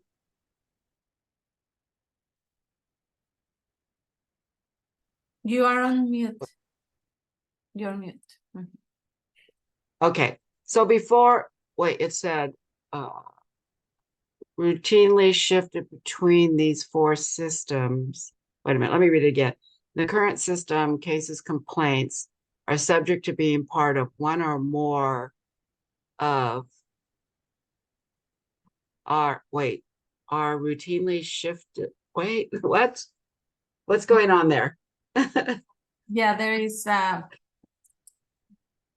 look like they're not good together. You're right. I'm confused. Yeah, I'm confused now. Thank you, Coach Charlie. Staff? There are 2 versions here. There's so I just put them in side by side for comparison, but it would either be our subject are being part of one or more of, or are routinely shifted between. The highlighting is hard to see. So unless commissioners who propose this would like to withdraw it, we need to go through each one. I withdraw my proposal. Okay. There is a proposal that withdraw. Okay. Thank you.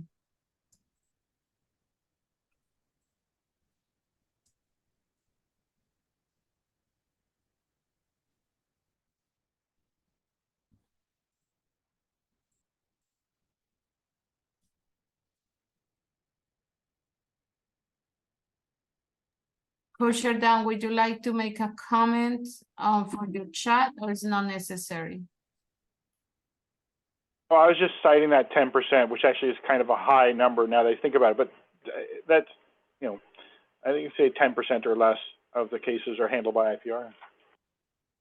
Okay, thank you.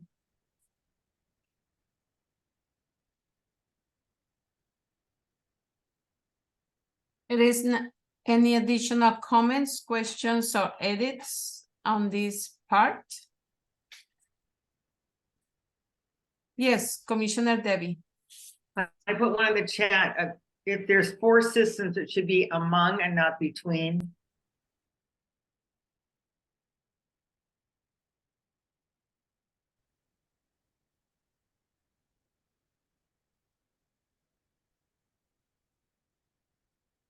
Thank you, Commissioner Debbie.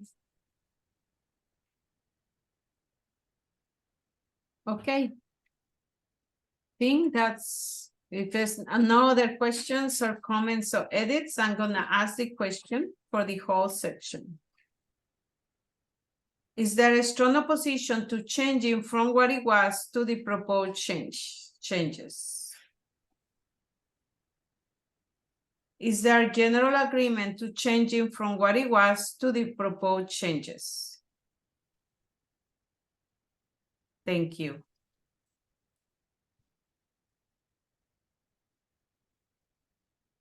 Can we move on to the next? Okay, let's go move to the next.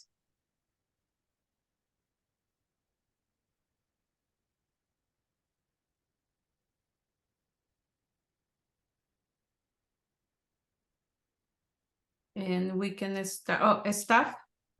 Just clarifying, we're going, is the idea to go screen by screen?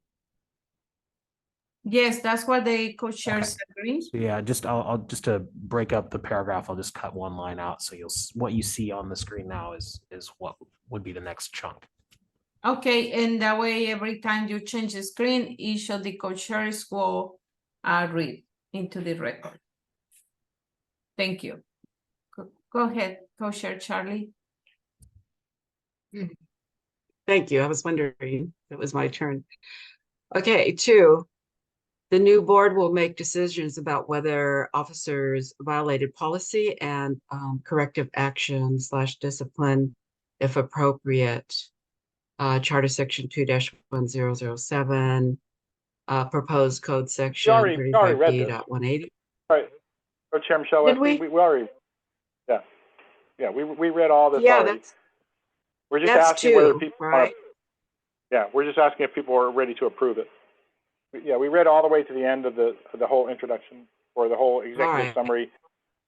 Okay, I can ask the questions.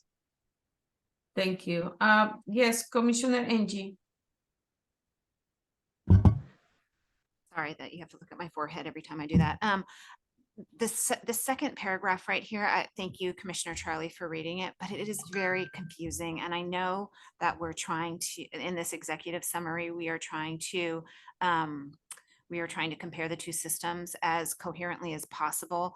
And I don't have a suggestion right now. I'm trying to run it through my brain as quickly as possible, but I know that there's commissioners on here that are reading this and they have a better, clearer way of describing what we're trying to describe in the second paragraph. I feel a bit like a ping pong ball reading the second paragraph right here. And I'm sorry, I don't mean to create a lot more work for us tonight.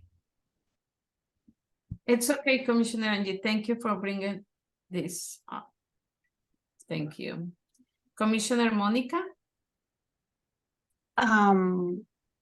I kind of think that it's also a reflection of how confusing the system is right now, and it makes a point.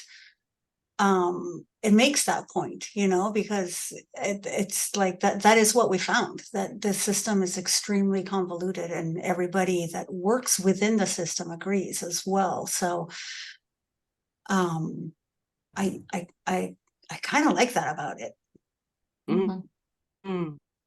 Good point. Yes. Oops, Thank you, sorry. Commissioner Monica. Thank you. It's okay, Co-Chair Charlie. It's okay. Commissioner Jumi and then Commissioner Tim. Okay, so maybe two suggestions here. I think this is a lot of information to put in the executive summary since we cover it in later in the document. So I think we could just say that the current system has many layers of review. If we feel it necessary to enumerate these steps, I would suggest maybe replacing them with emphasis points and just say the current system 1, 2, 3, 4, 5, or ... so that it's not quite such a narrative paragraph here.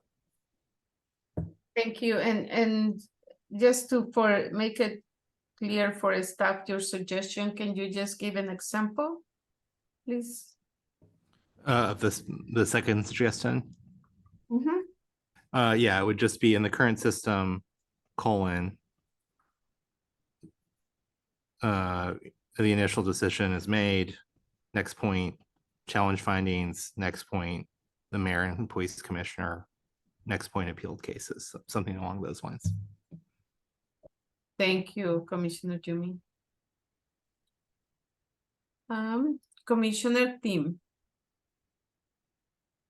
Well, I guess I was just going to suggest that if we wanted to keep the text similar to how it was, that we could certainly just say that instead of in the current system, this is more straightforward than the current system in which, and then explain sort of the process. I guess my concern, though, now thinking it through, is that it might make people think that the current system is somehow better because it has all those layers, and people concerned about due process might think that it's better to have all those layers than not to have all those layers. So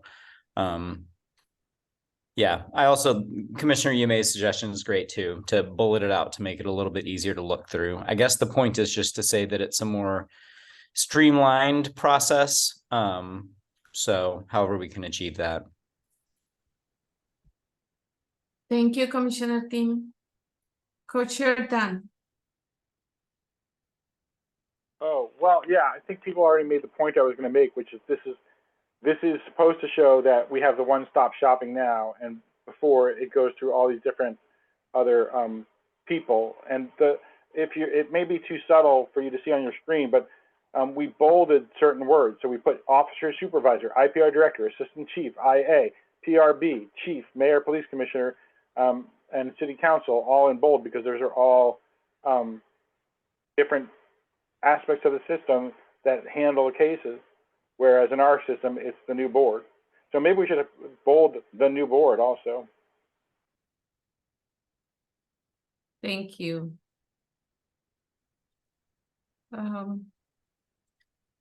Any other suggestions for this paragraph? Comments or questions?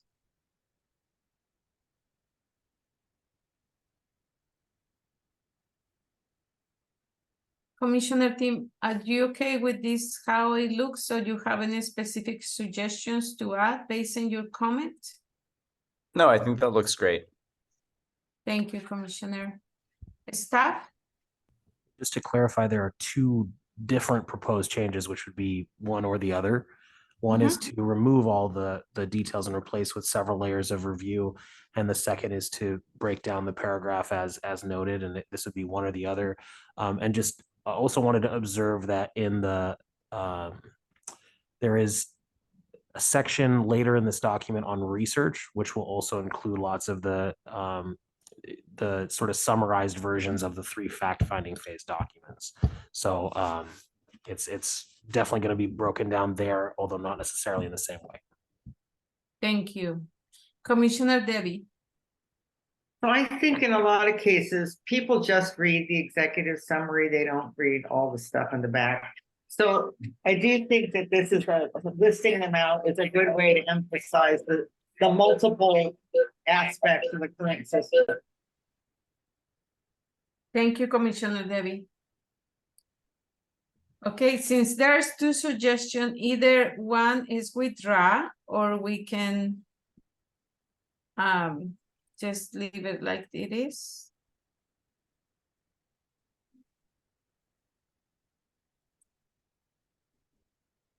And I think both suggestions were made by Commissioner Jumi.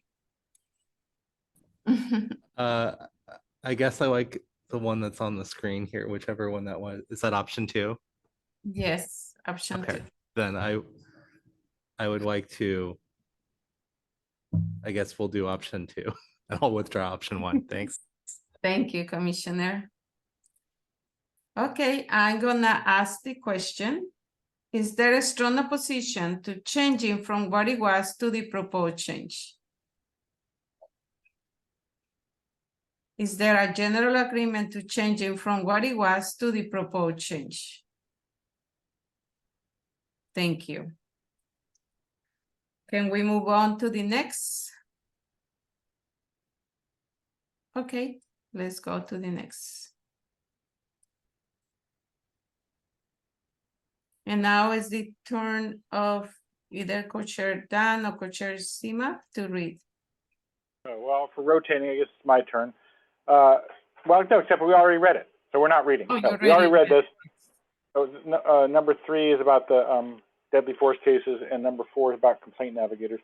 So yeah, let's just do 3 since the other one doesn't fit on the screen. Okay, thank you. Is there any comment, questions, or edits about number 3?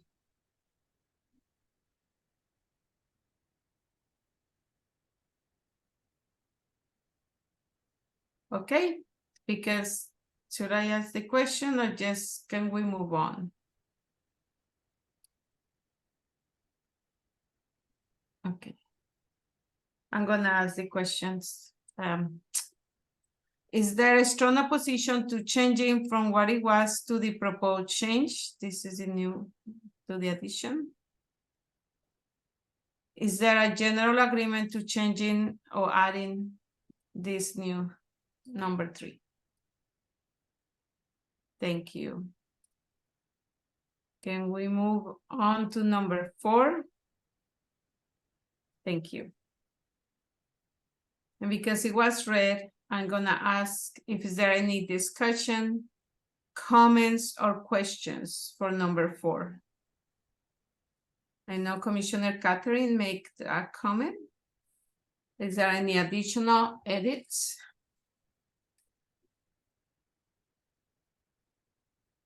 No?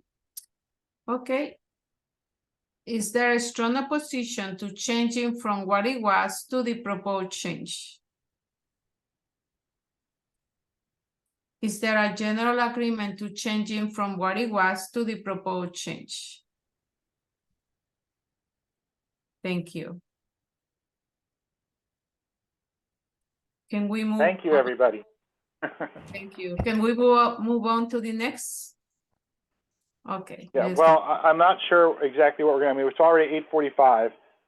And so we have the rest of the executive summary, which we can look at briefly, and is based on previous work. So maybe that's what we should do, staff, is we should just like do what we did with the appendix and hold on the next couple of pages and just see if anybody has anything that they want to change or speak up about, and then we can approve them on Thursday unless people have something that they want to change. So backing up to mandate to the city charter. So this is a little bit more straightforward, the mandate to the city charter part. Oops, one more page down. I mean, this is just pulling in language from the charter, and so actually that first I'm pointing at my screen, you can't see me. That first thing that's in track change was our proposal to shorten the mission statement, which is very, very long, because they can read the whole thing elsewhere. So it's just, the idea is just to keep this short and keep this whole document moving. So I don't know if we want to read those 2 versions of that, but then and staff, can you scroll down to the next, just till the end of this mandate to the city charter part? Oh, and Co-Chair, I'm sorry to interrupt you. Staff wants to say something. okay. Yeah. So this is still technically under executive summary, but it is very duplicative with the broader section on the charter and other legal parameters, because that section was updated, but this section hadn't been yet, because prior to this meeting, or I shouldn't say this meeting, prior to this afternoon, we were under the impression the executive summary was going to be done last. So I'm not sure. Commission can do whatever you can take whatever action you'd like, but I wouldn't necessarily offer this up as a complete section at this moment. If you're just asking from like a perspective there, I not specifically referring to the proposed changes, but just in terms of the level of detail is roughly comparable to the section that it's supposed to be summarizing at present. So just wanted to flag that. Got it. Okay, no, I hear you. Well, let's just scroll through to see what the sections are then that are in the executive summary right now, without stopping on them all. Just like what you did with the main headers for the areas of agreement before. Sure. So there's mandates of the city charter. There's values and goals. There's community engagement. And as you can see, some of this is crossed out because it got moved into a different section. This was sort of the original draft was sort of notes, and a lot of this has got moved down. And that's it for now in the executive summary. And just to note, there is a later section on community engagement. There is a later section on values and goals, and there is a later section on mandates of the city charter as well. Thank you, Steph. All right. Commissioner Jumi? Yeah, I was just going to suggest that I think this section could, like, this whole thing could be a little bit shorter, but also it probably would make sense for the mandate to be first and for the proposed system to be at the end, right? So we're laying out the scope of work and then the proposal in the executive summary, but that's just my 2 cents. Thank you, Commissioner Jumi. Co-Chair Dan? Well, we actually wrote it in the beginning because people who pick up this report are going to want to know what's the new system going to do, and I think we should start with what's the new system going to do, and then go back and fill in the mandates. I think that's a stronger way to present this, because it's just for this is for the city council and this is for the public too. I'll just say that, and we can argue that out later. So I would like. I mean, again, time check is already 10 to 9. I would like to at least look at the sections that are in here, and then eventually stop at the legal parameters section. So, staff, if you could just kind of do the same thing that you just did with the introduction and the other sections that we have in here, so that people have an idea what we're grappling with when we get to the discussion tomorrow that we hope tomorrow.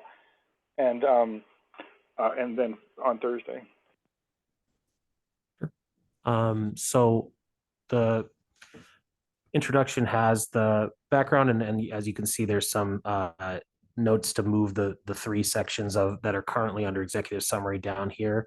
There's a brief overview of the phased approach and timeline, and then there's going to be the organizational phase. This is replicated down below. I'm not sure why the rest isn't showing up here. And then the next thing is the legal parameters. Just to kind of note that the other parts come later in the fact-finding phase, and all that kind of stuff is later on. But getting to the legal parameters, it is broken down into a couple sections. The main one is the Charter 210. It is the summary version here, and then a breakdown of each section of the charter in table form. And as a side note, all the tables are going to be reformatted and made, nicer looking at some point in this process, but not necessarily, as part of the approval process. But that there will be reformatting done on all of this. Thank you, Steph. So are you asking us a question, or are you just showing this to us? I mean, this is effectively drafted, so if the commission would like to work through it, it seems like a manageable chunk in the amount of time remaining. But up to co-chairs.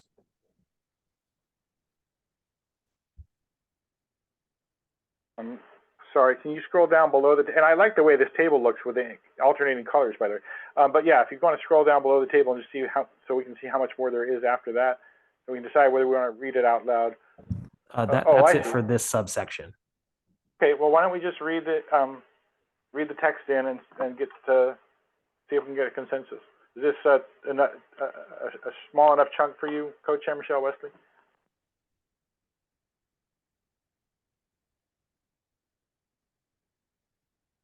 Yes.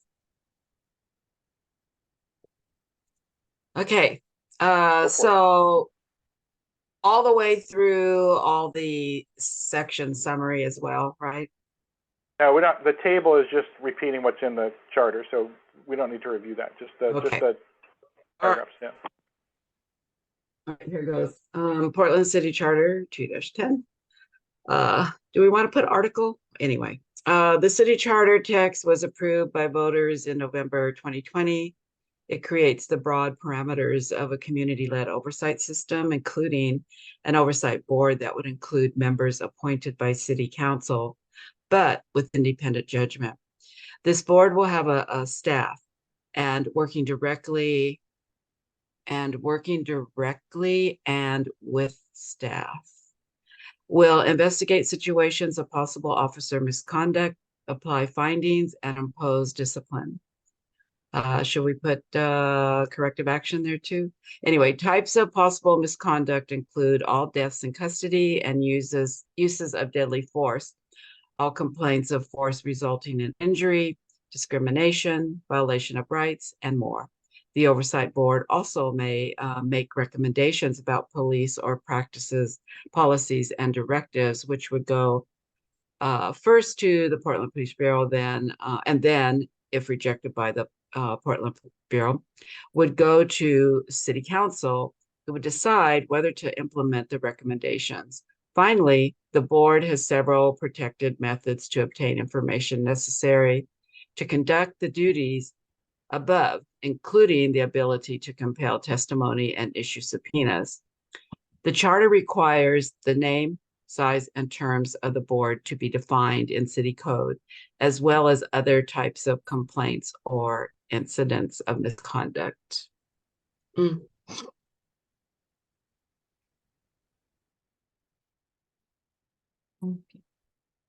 Thank you. Is there any comments, questions, or edits?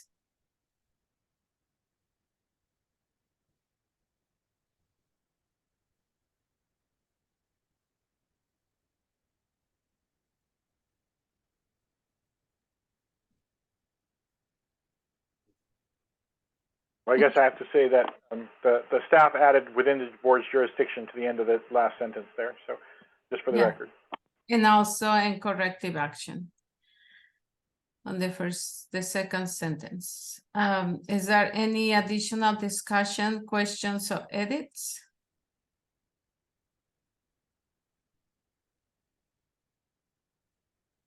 Okay, I'm gonna ask the question.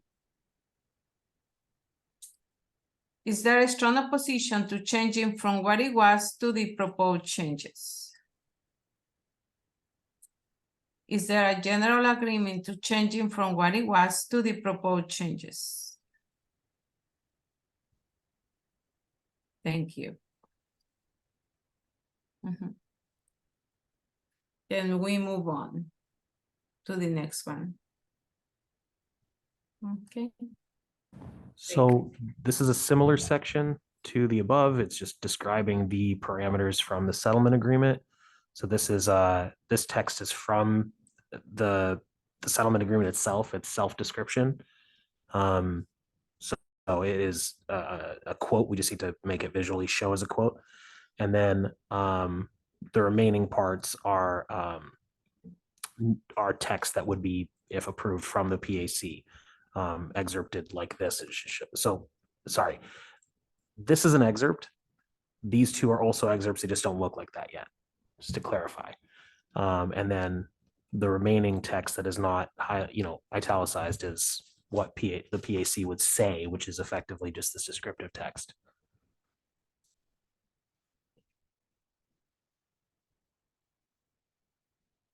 Okay, well, are you able to highlight, staff, the parts that are not directly quoting from the settlement agreement, which is, I think, what you're saying that you want us to review?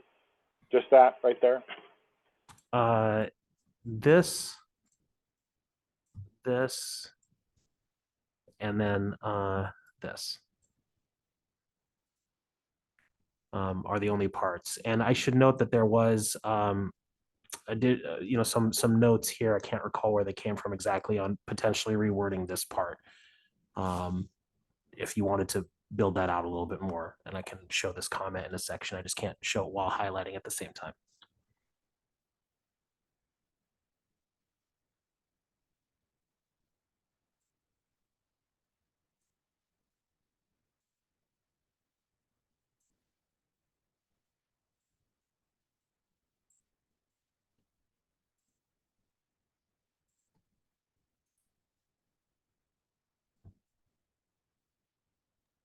Is there any additional comments or questions about this section or edits?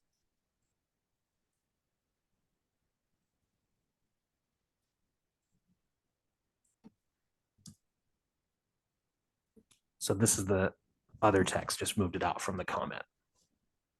Okay.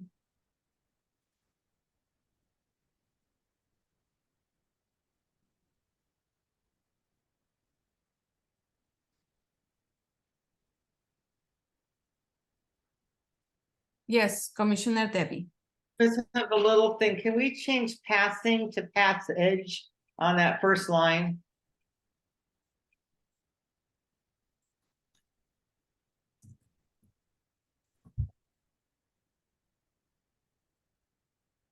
Thank you, Commissioner Debbie. Any additional comments or edits?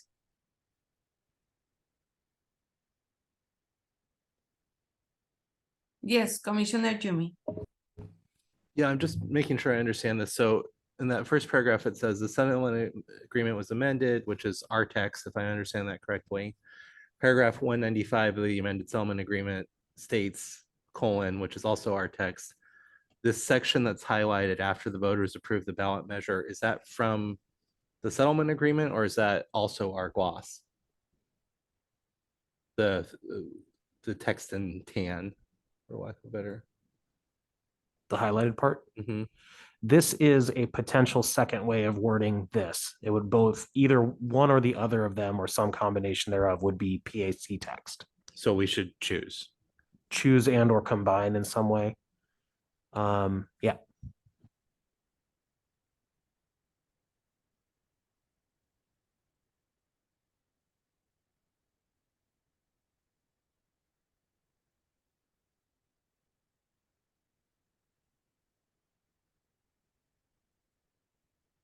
Yes, Commissioner Jumi.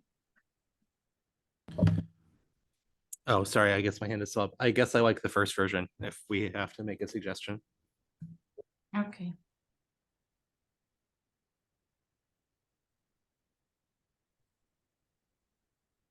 There is two options for the first. I don't know if people wants to comment or we can choose one. And just to clarify, the first one is the current text. The second one, nobody's proposed it yet. So if there is no proposal to change it from the first to the second, it would remain at the upper one, this one. Okay. Yeah, if there is anybody that likes this second or wants to propose this second to change, we need to hear it.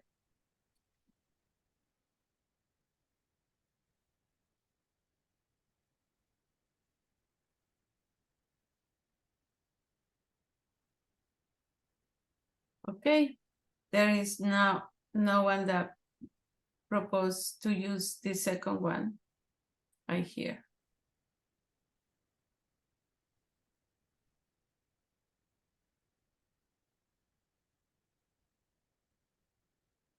Okay. Yes, Co-Chair Sima. Just curious if that, I'm sorry. I process a little bit slower than most, but scrolling back up at that first paragraph, would it be important to say or to at least can't get my words right, to state that we're also replacing an old system, and that's also acknowledged by the settlement agreement?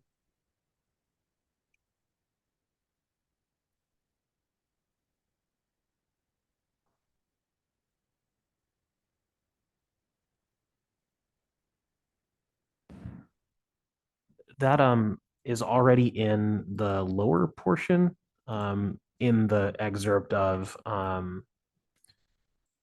paragraph 195B, but you could certainly add it somewhere else too.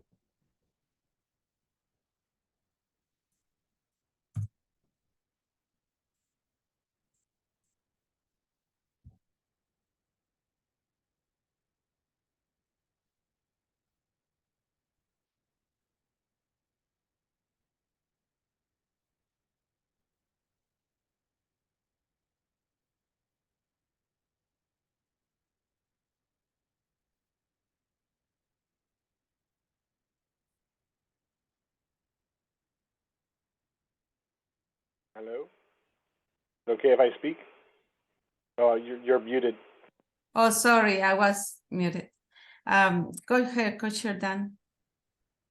Yeah, well, I'm just looking at this again. I think Co-Chair Michelle Westing and I wrote that rewrite, and I think we should put it back in because the settlement agreement was not amended in 2020. It was amended in 2022. So that's why we wrote, after the voters approved the ballot measure in 2020, City and JJ has been a settlement agreement effective with the court's order and the amendments in April 2022. So we're being more accurate in that timeline. Okay, your suggestion to keep the second version then. Yeah, sorry. I just, there's a lot of things going on and it's hard to track it. Thanks. Thank you. And there is a suggestion of Commissioner Jumi on the chat. Would you like to propose it, Commissioner? Yeah, I'm just trying to fix the verbiage here. Bear with me for 1 second. Okay. Co-Chair Charlie, would you wanted to say something? No? Okay.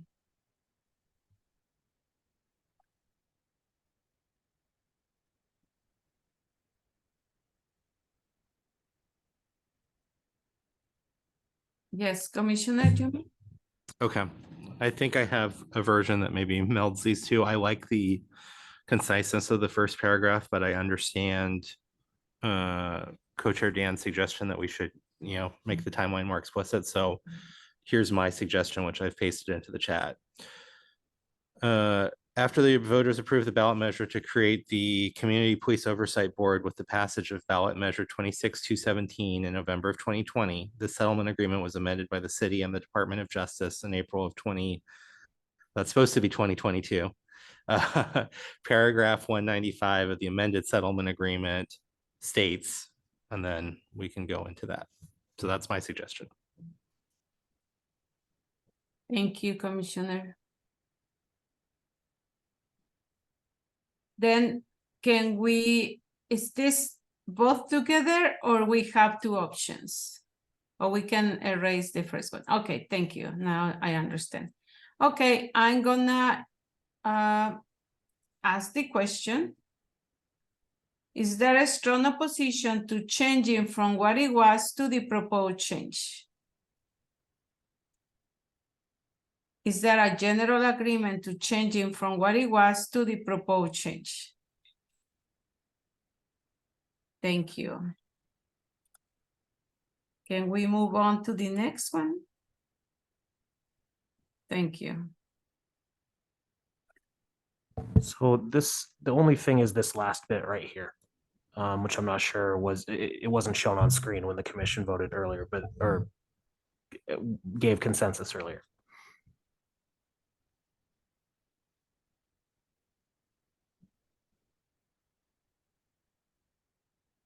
And that is actually the end of this section. So after this, the section will be over.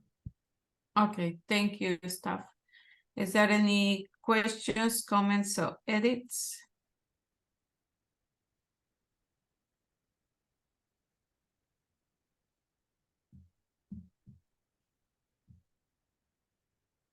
Okay.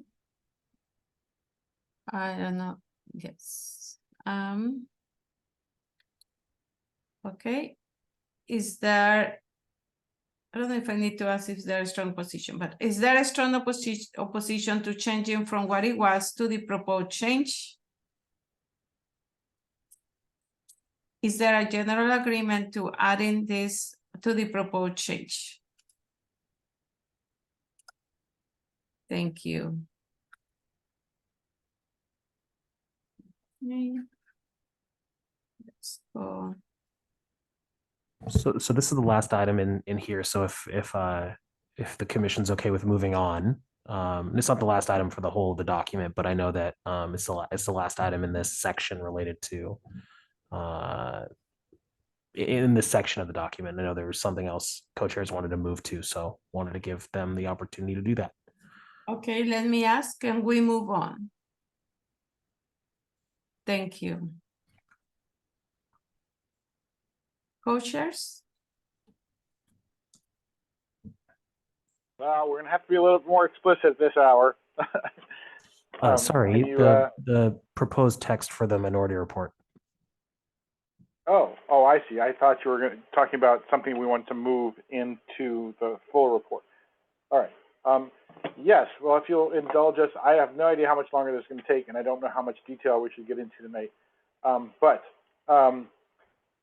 We have drafted up a quote-unquote, we use minority report in quotes now, for your review. And the idea is that people can put stuff in here that not necessarily everybody agrees with. So I'm not quite sure how to approve a report that is deliberately not necessarily including stuff that everybody agrees on.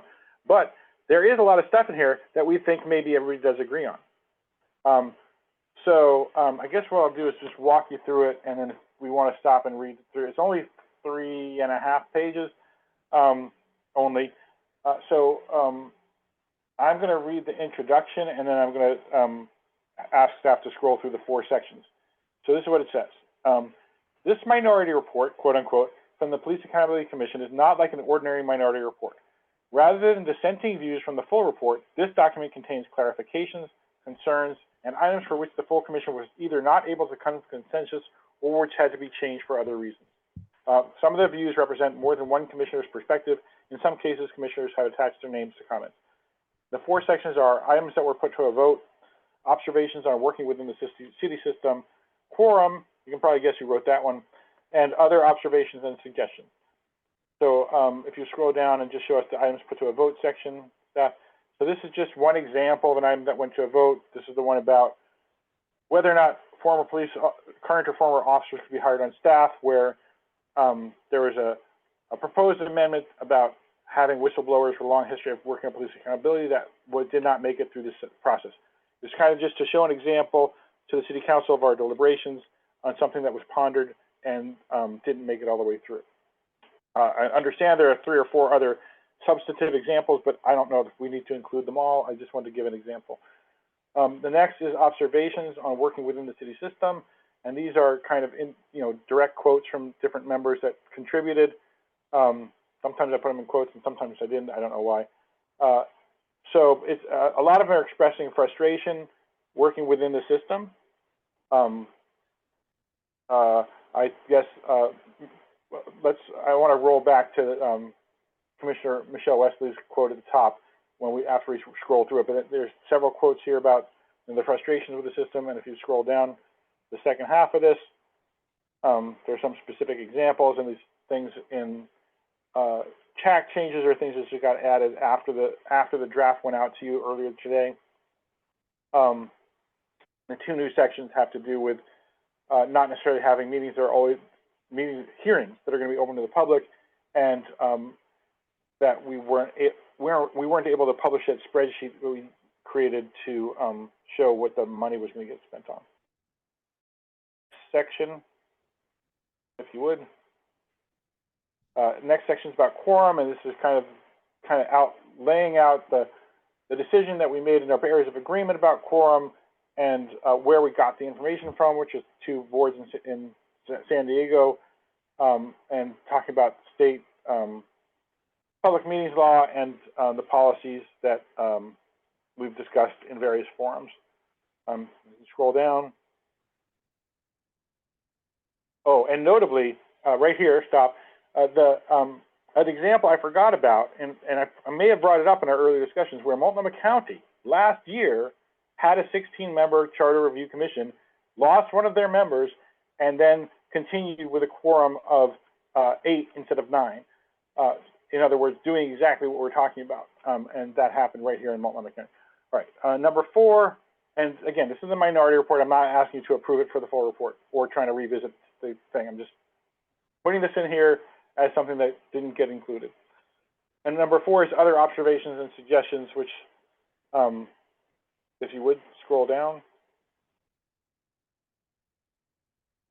A definition of over-policing, which actually was used in the proposed code section, is actually, I'm surprised to see, is not in the charter. So this is this is just, again, we can adopt this if you want to spend time on it. It's just right now it's in the minority report because everybody didn't get a chance to look at it. Then a suggestion to have follow-up with all the people who've been through the cases so that they can be made whole again. And then the last 2, if you scroll down again, are about how important it is to listen to the community, and they're both attributed to Commissioner Michelle Wesley.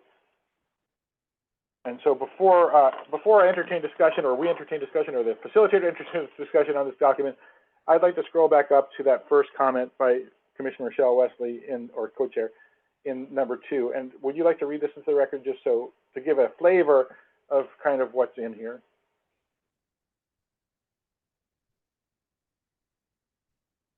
Co-chair Michelle. Oh, there you go. You're All muted. right. Can you hear me now? Yes. Hello? Okay. All right. While the Police Accountability Commission tried to allow this new community board for police accountability to level the accountability field in some areas due to the white supremacist system forcing the commission to hold firm to status quo laws and Portland Police Association barriers, there is only so much we could do.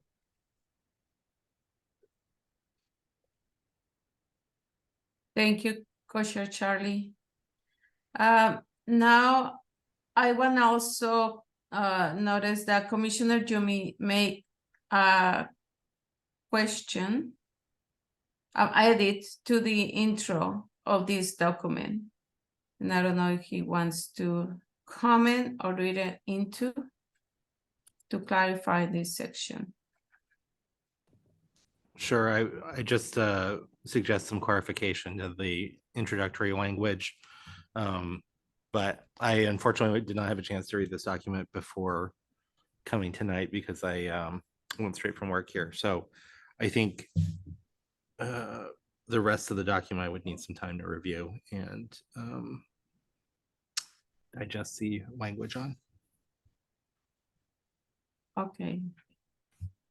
Thank you. And I will pass it to Commissioner Tim and Commissioner Casey. Thank you. I just wanted to sort of briefly acknowledge Commissioner Delgado's comment that I took to mean basically maybe toning down a little bit, sort of that this report would be a statement of dissension. I just think I thought it was very impactful hearing from former Commissioner Joanne Hardesty a couple of weeks ago when she encouraged us to have a unanimous vote on our final report. And I just feel like the more we can sort of stand together behind our report to City Council, the I don't know, more validity it seems to give our overall findings. And so I definitely appreciate and understand that people on the commission have had different ideas and maybe want to speak out about things that we weren't able to do because of the system we're operating under, or weren't able to do just because we didn't have the votes on one thing or another. But I just think the more we can make it just sort of pointing out some other things and less a document that sort of shows that we weren't unified, because I just feel like we need to be unified together with what we're putting forward. And so this whole report honestly just makes me a little bit uncomfortable, because I feel like we just need to tell City Council how we think the new board and bureau should operate and try to make it as clean as possible. Thank you. Thank you, Commissioner Tim. Commissioner Casey and then Commissioner Catherine. Thank you. I agree with Commissioner Tim. I honestly don't understand what this document is or what it is meant to accomplish. A minority report has a very clear legislative purpose of being a document that represents a minority of the legislative group who feel that they had a different view that needed to be expressed. But this document has bits that are about things that we didn't agree on, bits that are about things that we all did agree on, and bits that are about things that we didn't fully discuss or that only a few members wanted to talk about or things like that. And I just feel like if I were a city council member and I got this, I would have no idea what anyone wanted me to do with it. I was one of the people who recommended the example of having an exception for whistleblowers. So I was in the minority in that position, and I do not want a minority report submitted in my name on that issue because, like Commissioner Tim said, I would prefer to have consensus recommendations being submitted. So I don't know. I mean, this comes to us in kind of an impossible position to vote on, because even if you're voting against it, it's like, yes, but it's the minority report. So if a minority of people vote for it, then it goes forward. But like the portions of it that represent my viewpoints, I by no means want submitted to city council. And I don't really know how I'm even supposed to express that in the form of a vote with sort of the stance that this is coming to us. Thank you, Commissioner Casey. Commissioner Catherine? Yeah, at the risk of saying the same thing for a third time, I guess I just want to say that a few days ago, I expressed the same opinion to the co-chairs. I had concern that the existence of a minority report, no matter what it said, would headline that there was some lack of unity among the commission, and that our recommendations, which I presume will be unanimously supported, are in that there's some kind of footnote to that or some kind of qualification to that, even if that's not the intent, even if the idea is we're doing a different kind of minority report. I just think in the same way that people read an executive summary and not the report, people are just going to see a minority report and assume that there's some lack of unanimity among the commission. And I have concerns about that. So I do want to say I respect the viewpoints and the opinions expressed in the document and understand why people want to express those. But to me, I feel like we really need to think about what's our most important objective at this point. And it's getting the report, our final report, adopted in as close a form to our recommendation as possible. And I think that goal is undermined by the submission of a minority report, not furthered by it. So in that way, I think the idea of we need a complete record, I think that's a secondary consideration to let's get this thing approved in as close a form to our submitted report as possible. And I guess I would say also, I am not able to be at further meetings this week. So I just want to note for the record that I don't support a minority report. It's an awkward thing to vote against such a thing, but that would be the position I would take if it does come to a vote later in the week. Even though I won't be here to express that opinion, that would be the vote I would take. Thank you. Thank you, Commissioner. Catherine Esther? Yeah, three quick notes.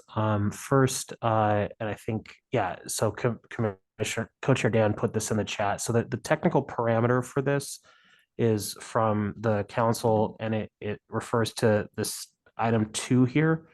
Technically, even the final report is an option, but the minority report is also an option. As pointed out, it does not require that the person have quote unquote lost a vote to issue a minority report. But it's if a minority commission feel their viewpoint and opinions are critical to understanding the outcome, and so that's notable. The second point is that some of this.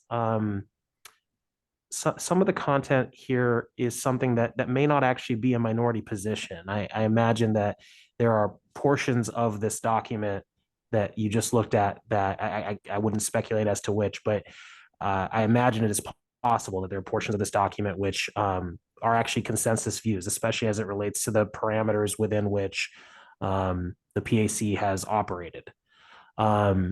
And as a result of that, there could very easily be a section in the final report, which is, challenges faced by the PAC or something to that effect, to sort of ensure the completeness of the record without necessarily giving the same implications. So it may be helpful to review the text with that lens and look at how that would be incorporated in a unified manner, because the text would need to be, from the commission as opposed to from an individual or several individuals in that scenario. And then the last thing, to Commissioner Casey's question, the vote or the decision, sorry, of the commission would be required to issue a minority report. It says that it may be issued, and the PAC's bylaws talk about how the PAC makes decisions. The PAC makes decisions by modified consensus. So as a result, in order to issue a minority report, it's just a little bit paradoxical. The commission would need to approve the issuing of it, and certainly if it was worded in such a way that it was clear that this represents a small view, I imagine that the commission would be collaborative in ensuring that everyone's voice could be expressed. But also you may not need to do that, because you could also put a lot of any portion of this that is a consensus position or even a majority opinion into the main report. Thanks. Thank you, staff. Commissioner Monica.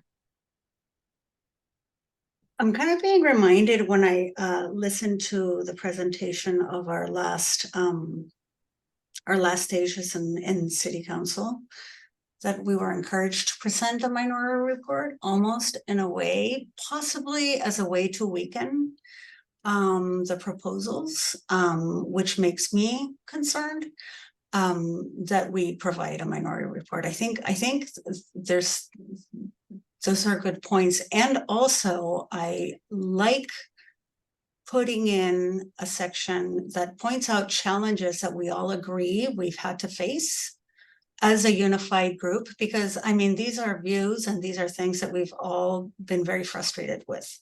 And I really, I mean, they're not minority views really when you read them, So that's where I would go. Thank you, Commissioner Monica. Co-Chair Charlie. Yeah, thank you. So I recognize that the things I say are probably making many of you uncomfortable, and I'm used to that throughout my life, and I stand by them. And I really am sick of having to suppress the truth for far too long, and even on this commission. And so like, how will they ever know if we don't speak up? How can they know if exactly what the challenges are, the true challenges, if somebody doesn't say something? And I feel like it's called a minority report because not enough people are willing to speak up. And so I don't know,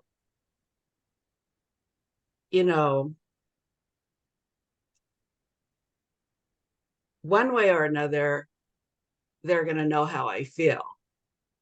Because I represent a large number of people that you all don't even probably have any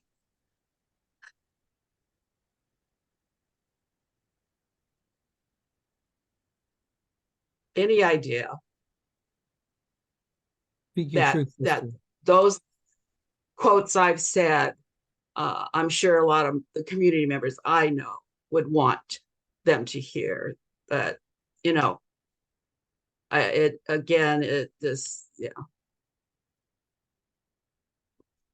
Thank you. I feel like y'all are talking. Thank you, Co-Chair Charlie. And we need to acknowledge that, and this is a difficult conversation, and we definitely need to hear everyone. But thank you for being vulnerable and sharing your comments and your quotes in the report. Thank you very much. Thank you, Co-Chair Sima. I will pass it to Commissioner Jumi and then Commissioner Casey. Okay. First of all, I want to acknowledge what Co-Chair Charlie and Co-Chair Dan said, and I share those concerns. I think coming from some similar circles, I also understand the need for this proposal to be evaluated with a certain degree of understanding by people who would perhaps be pushing us to do more. And so I'm cognizant of that. That being said, I do think at some level, if we think about the end users of this document, which is predominantly City Council, I don't know that it's true that they haven't been told. I think they have been told, and I think at some level, with respect to council, they have made their views pretty clear. And so we are trying to convince a potentially hostile audience that these proposals in this document have been proposed in a unified and thoughtful and measured way. And I think that is, for me, my North Star, which is just getting this thing done, getting it through. I think there is room, as Samir mentioned, for us to talk about challenges and to talk about barriers to perhaps a more fulsome system of accountability.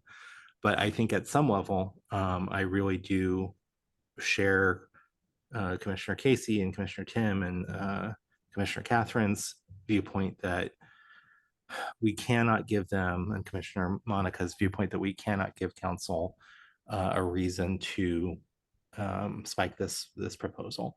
And I think the presence of a minority report, or at some level the presence of a minority report that is overly hostile to council, is probably the ammunition that they need to make more sweeping changes. They've already indicated that that is what they would like to do, right? We've already heard indications that certain members of council would like to send this back to the ballot. I don't want to see that happen. And I would like to come up with a proposal, a package that council can find a way to accept. And I would prefer to do that by means of language and less by means of concession. So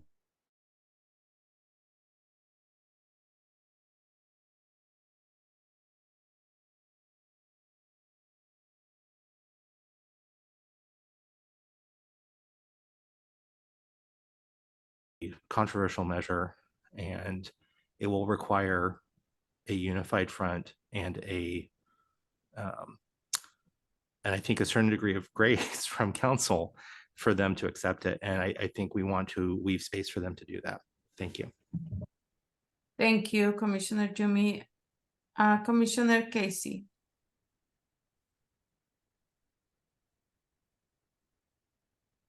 Sorry, I had a little trouble unmuting there. So I very much appreciate what everyone has been saying and appreciate the discussion. I do want to apologize to Chair Michelle Wesley for any feeling of feeling sort of singled out on this.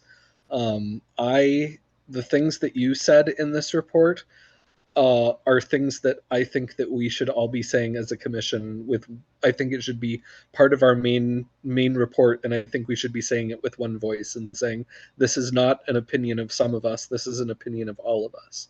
And I think that's one of the things that makes me uncomfortable with this format, is sort of taking what you've said, which is incredibly true about the challenges that we face and the structural challenges in the city and in society and everything, and sort of throwing it in with here's a bunch of stuff that we all couldn't agree on.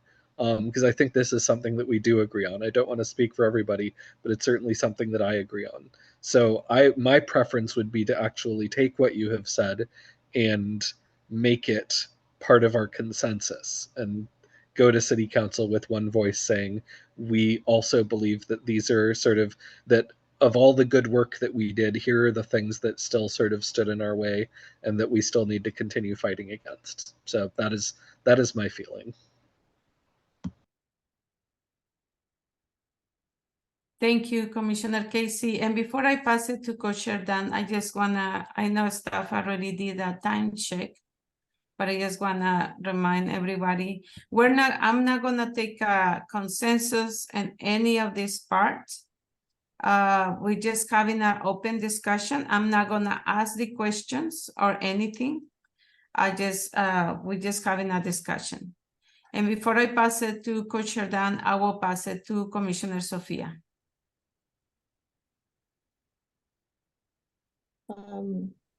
Thank you. I'm just listening a lot today, and I'm going to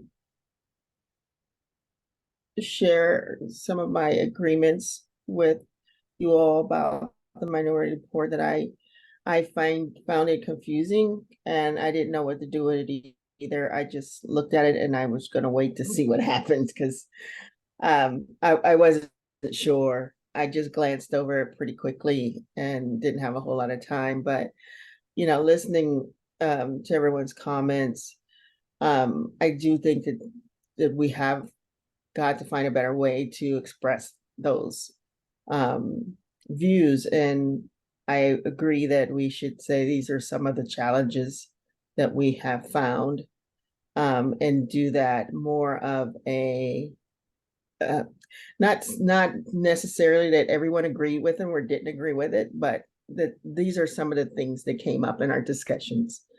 I don't think we really necessarily have to decide whether it was a minority opinion or a majority opinion, but these are some of the items that came up in our discussion and the concerns that we all have around them. And I think it should be put in the full document, maybe as some kind of supplement of things that we weren't able to get to due to time limits. But these are some of the topics that came up. So I think that might be a better way of doing it, instead of saying, did we have a majority of people or a minority of people? These are just topics that came up that we didn't have time to fully go through for this reason or that reason, or because of laws or whatever, such as that. So that's my thoughts. Thank you. Thank you, Commissioner Monica. Co-Chair Dan, and then, I'm sorry, thank you, Commissioner Sophia. Now I'm sorry. Thank you, Commissioner Sophia. I'm gonna pass it to Commissioner Monica and then Co-Chair Dan. Just to bounce off a little bit more, I really do think that there's consensus among all of us that the system is a horrible system, and that we've done our best to put together a new police accountability procedure that will be better. And I think there's a lot of space to say that the white supremacist system that we're living in and that we're trying to work through has been a huge challenge. And I think that needs to be pointed out as consensus as a whole group. I have no problem with that whatsoever. Putting it in the minority report, I think, minimizes and makes that idea smaller, because it's not a minority. Because I think we all agree that has been the challenge, and we can even point out federal laws, state laws, union agreements that have made it really hard for us to work. Thank you, Commissioner Monica. Co-Chair Dan. Well, before Commissioner Arce just said that, my plan was to say that's what makes this a very difficult document for us to write, because we can't say for sure that this is that everybody on the commission would agree with these, because we had to run it by you first. So we put this in the minority report, saying some of these things are probably in majority opinions that we should be put in the final report. So, if we're going to ditch the minority report, that's fine. But I think we need a process now to go through these. And I'm looking on my own screen to go through these points and see which ones we all agree on or not. And I'm not talking about the quorum, and I'm not talking about the item put to a vote. I'm talking about the observations that we were just discussing. So I'm going to briefly summarize the different paragraphs and what their topics are, and maybe somebody can suggest a process to decide how we're going to put them in. I heard Commissioner Glenn suggest we just put them in there without everybody agreeing, but then everybody has to agree to the report having them in it. So the first one is the one that Commissioner Co-Chair Michelle Wesley wrote, said into the record before, citing the white supremacist system they've had to deal with. The next one is about adjusting the compensation for the board members because of the laws that restricted those. The next one says we couldn't talk about legal advice or even say whether what we wrote is based on legal advice, but we have to adhere to legal advice. And I call that the Fight Club clause. The next one talks more about the collective bargaining contracts that have too much power in our system. The next one talks about the due process rights section, which was confusing, and it got introduced very late in the process. The next one talks about the oversight board hearings not being all open to the public. And the next one talks about the not publishing the budget spreadsheet. So how do we decide which ones of those go in the majority report? Thank you. I will pass it to staff and then Commissioner Jumi. Yeah, so on that subject, what Commissioner Sophia proposed earlier is sort of the default way in which something would happen if there's a agreement. Someone proposes something, there's a determination made by the group if it's a consensus position, and if so, it stays in that document, which in this case would be the final report. And it wouldn't necessarily be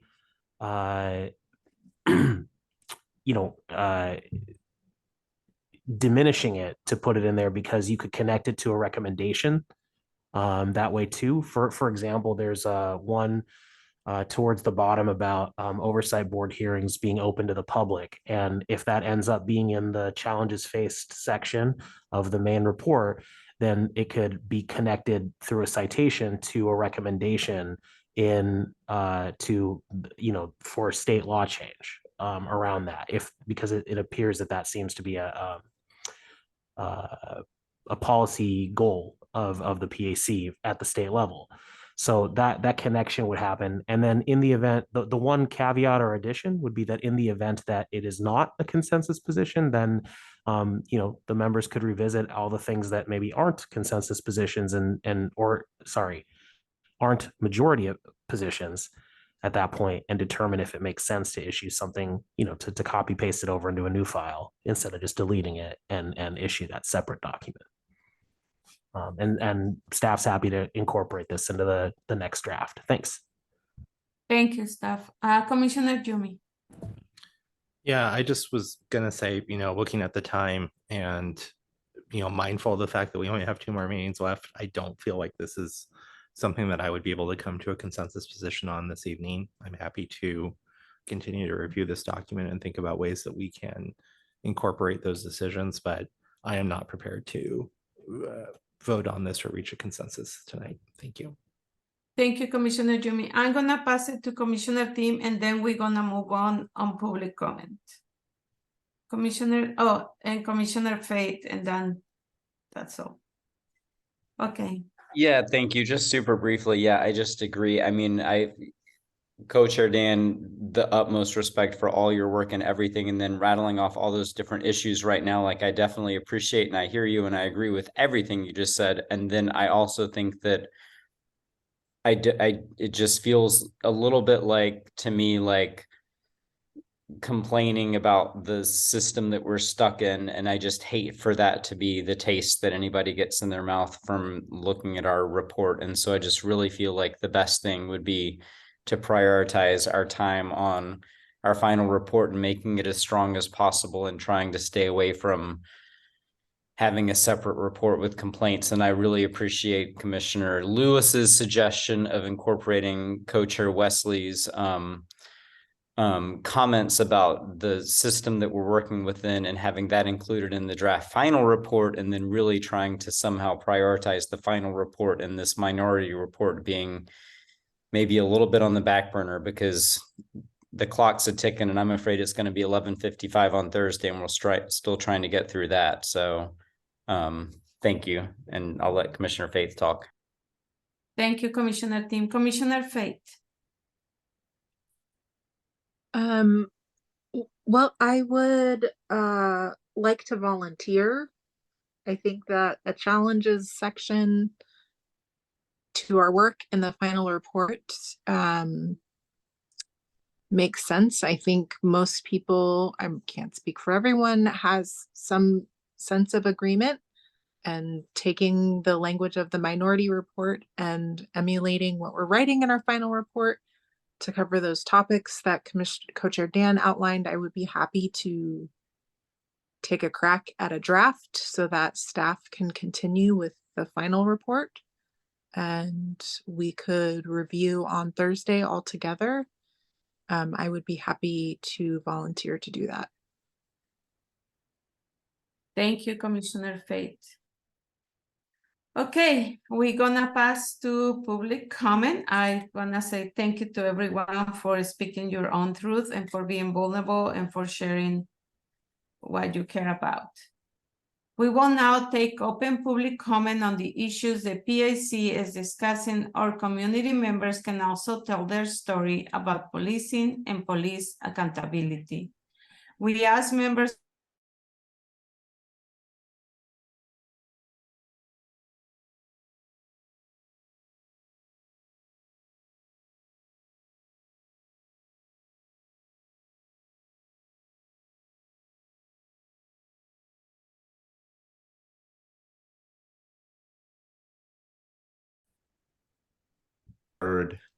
something that happens all too little for those with lived experience of being harmed and traumatized and brutalized and murdered by police. Thank you for your continued struggle and passion and energy to create the first real steps toward police accountability in this city, and hopefully to be part of a larger movement for this country. I want to please urge you to continue your fight to the last minute this week, and to continue your fight to take action to get City Council to approve your work as is, and to continue your fight beyond that. I urge you to please not forget what you're up against at City Council.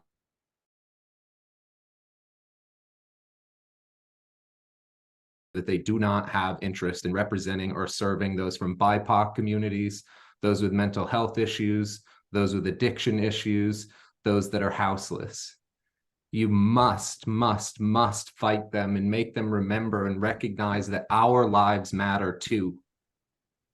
You cannot let them weaken the work of the PAC, because your work needs to be the beginning of something much larger in Portland. Your work needs to be the beginning of a citywide push toward racial justice. Our city is at a point of crisis. We need every push to increase love and reduce harm that we can. Many of us in this city have been harmed by the PPB and PPA all the way up to Ted Wheeler as police commissioner. I personally, quite literally, have nightmares about Ted Wheeler and the harm he's done in my community. And that harm is no accident. He called for Portland to make my community hurt a little bit. So to reduce that harm, to increase that love and move toward racial justice, we need police accountability. Thank you for everything you've done to fight for it up to this point. Please, please, please stay in the fight. We will certainly stick in it with you. Thank you. Thank you, Matt, for being here. Thank you for your words, and thank you for encouraging the commissioners to continue with their work. We appreciate it. We appreciate your comments. We appreciate you. Thank you very much. Is there any other comment that will come for the public before we pass to the next step? You can raise your hand. Any additional comment? Okay, then we go to the next item and the agenda. The next item and the agenda is member curiosities. Member curiosities is a brief period of time on today's agenda where members of the commission can bring items to discuss.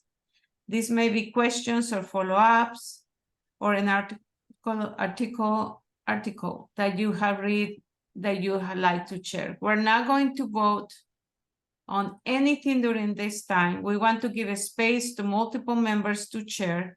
So please take 1 minute per person at most during this time. We'll get to suggestions in a moment, but we will start by asking if any member have question or anything to share about the PAC and its process that they like to have answered. Any of the commissioners have anything to add on member curiosities?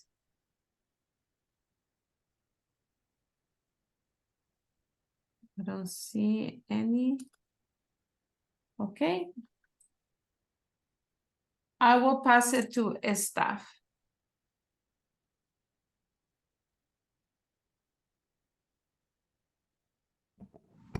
Thank you. So just wanted to start by saying two things. One, as we near the end of the PAC, I did want to take the chance to thank 2 people who've been very involved and instrumental in behind the scenes work to support the PAC.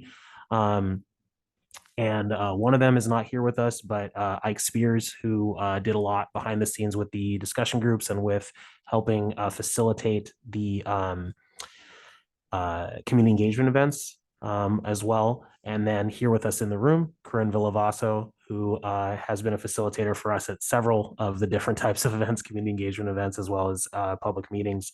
And just wanted to say thank you to them for their work supporting the Police Accountability Commission for the last, well, in the case of Corinne, it feels like a year and a half of a conversation at this point around it. So, and then the other thing I wanted to mention for the public is that there will not be a public meeting of the commission tomorrow, the Tuesday. There'll be a communication going out to members as to the next meeting about how that's going to work. And if co-chairs want to add anything on that, just wanted to clarify that as well. Yeah. Co-chair Dan? I think we should be a little more specific than that. Okay, so all of the people on the commission who said they're available to meet tomorrow, we're going to engage in a drafting group, which we did during previous phases where it wasn't a public meeting.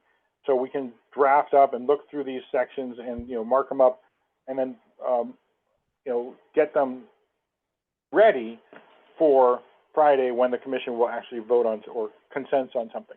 So there's not going to be any voting going on, but we just need to kind of get through this massive draft document that we have. So it's going to be a drafting group, as my understanding, and not a public meeting. I just want to make sure that everybody understands that when staff is saying we're not having a public meeting, we are having some kind of gathering, get together, but we can't call it a meeting because there's technical, legal meanings of that, and we are part of the reason is that we have to be 10 of us or less at that gathering tomorrow, so that we're not having a quorum. But I think that with people's schedules, that's not an issue. Okay, just want to make it clear. We're not deliberately excluding anybody. We only got 10 or fewer confirmations from people. I guess I'm just going to go on the record to say the co-chairs were trying to figure out a way to make it so that people who could come late could drop in and do that. But because we don't want to violate those public meetings laws and have a quorum, even if you were able to come late tomorrow, it's probably going to be a problem for that to happen. But we might be able to communicate with you about that more between now and then. Thanks. Thank you. And just to clarify, the meeting tomorrow, there's not a public meeting, start at 6:30. Okay, for anyone that could participate. Okay, we go our next item in the agenda. As a reminder, you can submit advanced public comment to the Police Accountability Commission via web form, voicemail, or postal mail. Thank you to all the members who attended today's meeting and for your contributions today. Thank you also for the 4 interpreters to making this meeting more accessible. And finally, thank you to the members of the community for attending and contributing with your thoughts and questions.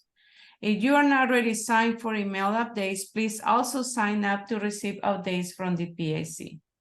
The next meeting on the Police Accountability Commission will be a work session on the final report tomorrow, Tuesday, August 29, from 6:30 to 9 p.m. Please note that this work session will be only on Zoom. Sorry, just to clarify, that's what just got canceled. Oh, I'm sorry, that got canceled. So we got the next meeting on there'll be a full commission meeting on Thursday at 6:30. And I'm not going to say the end time because it goes till it goes. Okay, thank you. Yeah, I'm sorry. I was reading for my notes. I'm very sorry. Okay, it is 9:53 p.m.